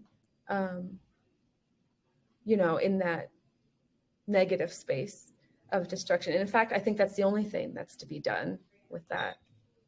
So that is the really long way around to talk about how I define RJ, how I understand it. Yeah. As you've thought about the way that you've been engaged in work that you would call restorative justice, what has been an oh shit moment? Either a moment where like you messed up and you wish you did something differently, or like, ah shit, yeah, I did that and it was awesome. Yeah, man.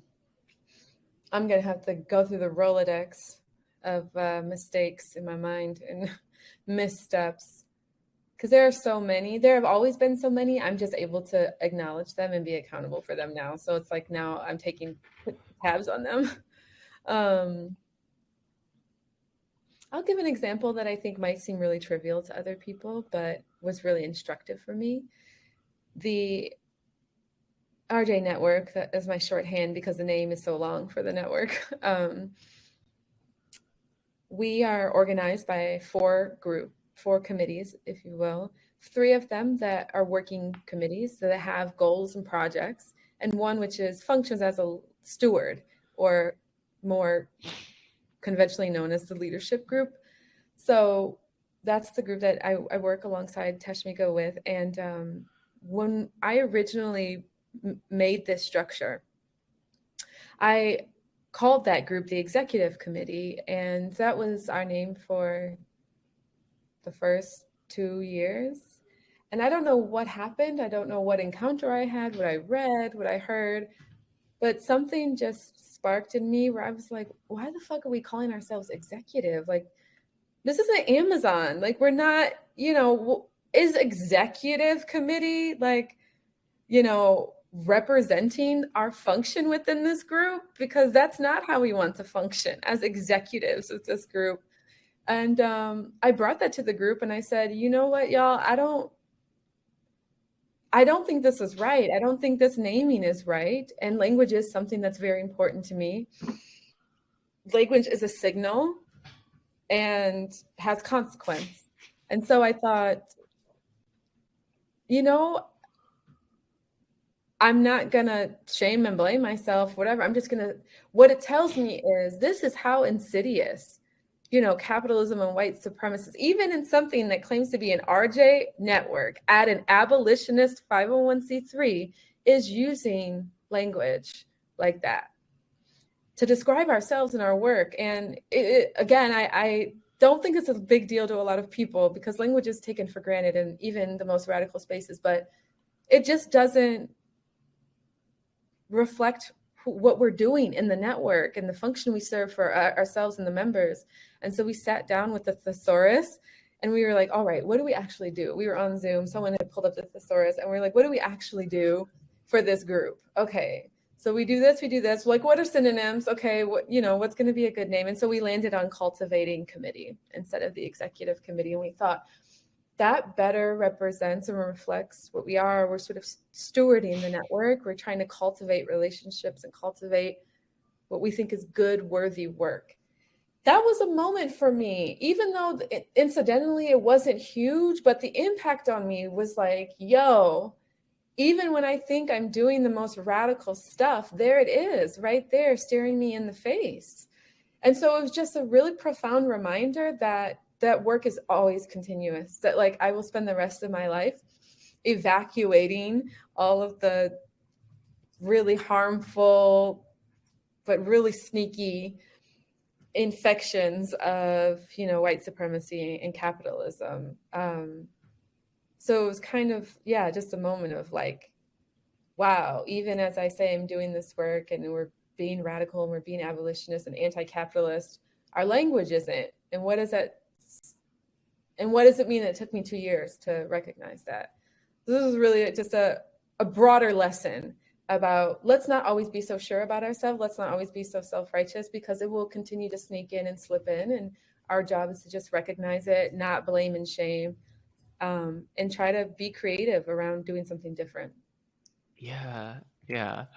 Um,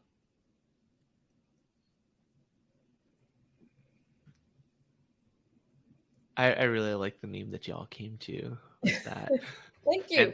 And thinking about the ways that, you know, that is replicated, perpetrated in so many different spaces. Mm-hmm. Like, and I'm even thinking about coalitions that I've been a part of. Yeah. Mm-hmm. Yeah. Um, you get to sit in circle with 4 people that Mm-hmm. are alive. Who are they? And what is the one question you ask the circle? Yes. So when I was listening to Tashmika's episode, I heard all these questions, and I'm like, I have to think about it. I cannot answer that on the spot. I'm glad I listened to this episode. So I know that's what's coming. And so, yeah, I thought about this, and it didn't take as long as I thought. I knew pretty quickly who I'd want to have in that space. The first person that I had listed in my mind was my biological father, who I do not know. I will spare you the scandal. That is how I came to find out about that.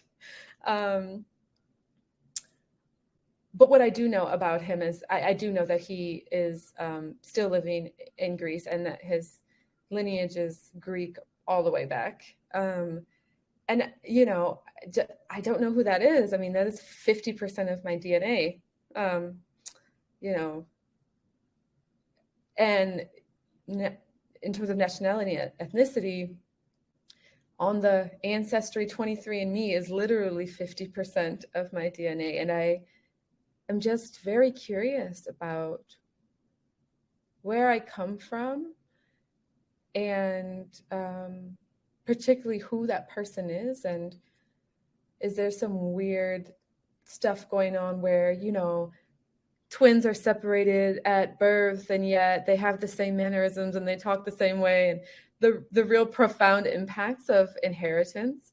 I'm deeply curious about that. I also don't look like my mother, so curious about if I look like that person. So that, of course, that huge question mark in my life, if I grab someone by some miracle of you know, private investigation, I would absolutely try to bring him into that space with me to find out who I am more.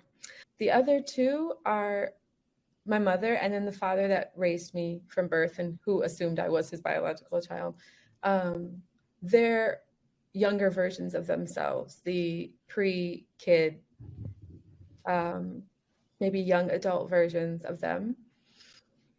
My parents still remain an enigma to me. I probably spent 20 minutes talking about that earlier in my pursuit to try to understand them better. So them 2, and then the last person is my grandmother, who is on my father's side, the one that raised me. I had a really fraught relationship with her. She was very prejudiced. She's white, you know, from the Midwest, but she is also really troubled person who experienced such harm in her relationships. She lost a teenage son to a serial murderer in her area, actually, in the 80s. And she was not a kind person, a hard person to be around, and who died a few years ago. And I would love to have her in that space as well. And I think the question that I had for them, I wanted to know what their dreams were. And so it's why I want the younger version of everybody. Before the pain of losing a child, and for my mom, the trauma of being displaced, and for my biological father, who's a mystery. I just wanted to know what they wanted from their lives. What were their dreams? I'm sure they had some big dreams, and I just don't know. That's just such a question mark. I don't know that. And I don't know the answer to that for any of those people. And I think I'd like to, I'd like to know what they dreamed about, probably, for me to sort of uncover if by some weird alchemy have I realized some of that for them. I don't remember quite if I did this with Tashmika, but now I turn the question to you, and you can answer this as your present self or as your younger self. But what are your dreams? Oh, you know what? I've been pretty consistent. Younger self, today's self. I'll say I have, again, everything. I think everything is split. I have two ways to think about the question. I mean, I have dreams for myself, and some I'm living, and some are yet to be lived. And then dreams for like the planet I'm occupying. I think for myself, I've always wanted to know. I'm sure that's come across in these 2 hours, that I'm really intensely, insatiably curious about everything there is to know. My podcast collection and my book collection spans all disciplines. I'm just fascinated by everything. And I think what that knowing does for me is help me sort of realize the bigger dream is that I wanted to be so present and so alive. Like, what does it mean to fully inhabit aliveness? That has just always been the dream for myself, that I can experience as fully as possible, as viscerally as possible, like all of the contours of what it means to be alive.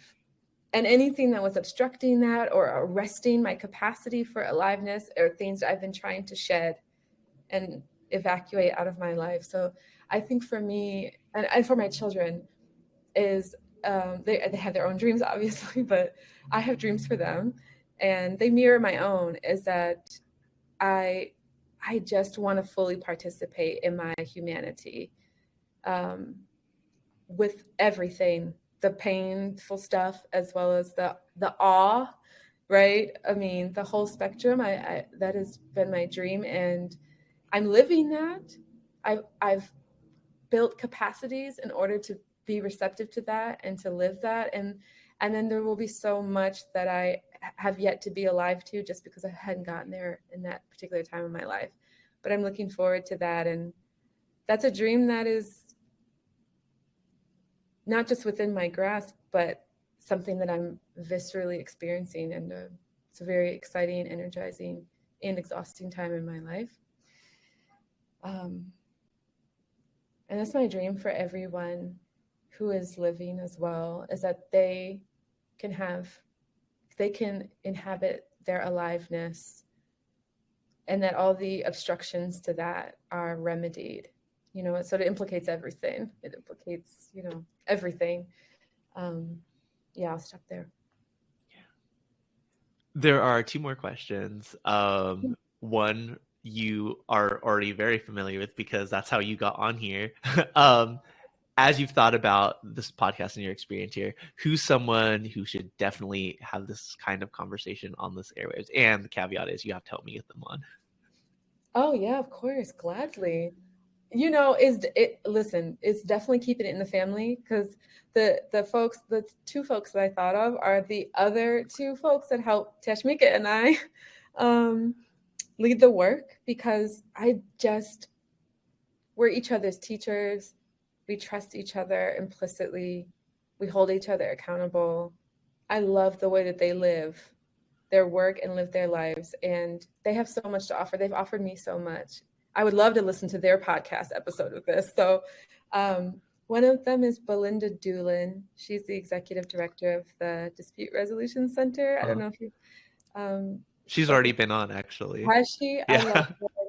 And I know that she's grown as well in her own experience. She's had so much happen recently.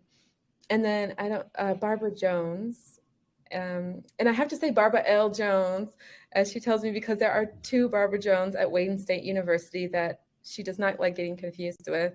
But Barbara works in the faculty, on the faculty at the Wayne State University's Center for Peace and Conflict Studies. She is also a survivor of homicide, and she's been practicing and living this way for decades. And I have so much respect for her, and she has so much to offer. She's a very generous spirit. I think she would be a delightful person to speak to. I'll gladly connect you all. All right, Barbara. Looking Yes. forward to it. Yeah. And then finally, how and where can people support you and your work in the ways that you want to be supported? Yeah. I mean, we don't do the social media thing really. Most of our work is here in the community with folks.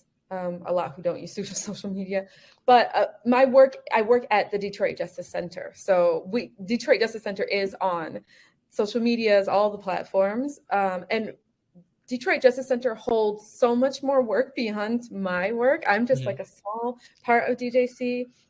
We have legal services and other advocacy work, but the Metro Detroit Restorative Justice Network, which is the coalition, the network, the collective that I co-cultivate, has a website that's called MetroDetroitRJ.org. It's not robust, y'all, because I'm the one that puts stuff on there. So, it's basic, but it has all of our bios and our pictures and kind of our philosophy, a lot of what I've already said here, but there's a way to communicate with us there, as well as link back to Detroit Justice Center's website, which that website is detroitjustice.org. Our work, in order to be slow, in order to work sustainably, it requires a salary. Like, that's how I pay my bills, so I can do that job. So keeping it all the way real, the best way to support that work is financially, by donating. And you have to donate to the Detroit Justice Center, because the RJ Network is not a 501c3. It's an informal volunteer group. But, we have a lot of what we need to do our work internally. The best way is to straight up make sure that financially we can continue to do that work. The other thing I will expand on is a lot of us tend to be in the same spaces together, right? We're all going to the same conferences. We're all going to, the same gatherings every year. So I would love for people to just stop me real awkwardly at a conference or something and be like, hey, I heard you on the podcast. Let's talk. Particularly folks who are doing similar work, or maybe latched on to any of the things I said and want to talk about it. As it's probably evidenced here, I am verbose, and I really enjoy talking through things out loud. So it's an invitation to any folks I might encounter in person. I would love to meet you and learn about what you're doing and chop it up. I get so much energy through that. So that's another way to support me, is to meet me and let me meet you as well. Beautiful. Well, from your lips to the listeners' ears, Angel, thank you so much for your stories, your wisdom, your experiences, all the ways to get in touch with Angel's work through the network and through the Justice Center are going to be linked below. But again, thousands and millions of words of gratitude for everything that you've shared.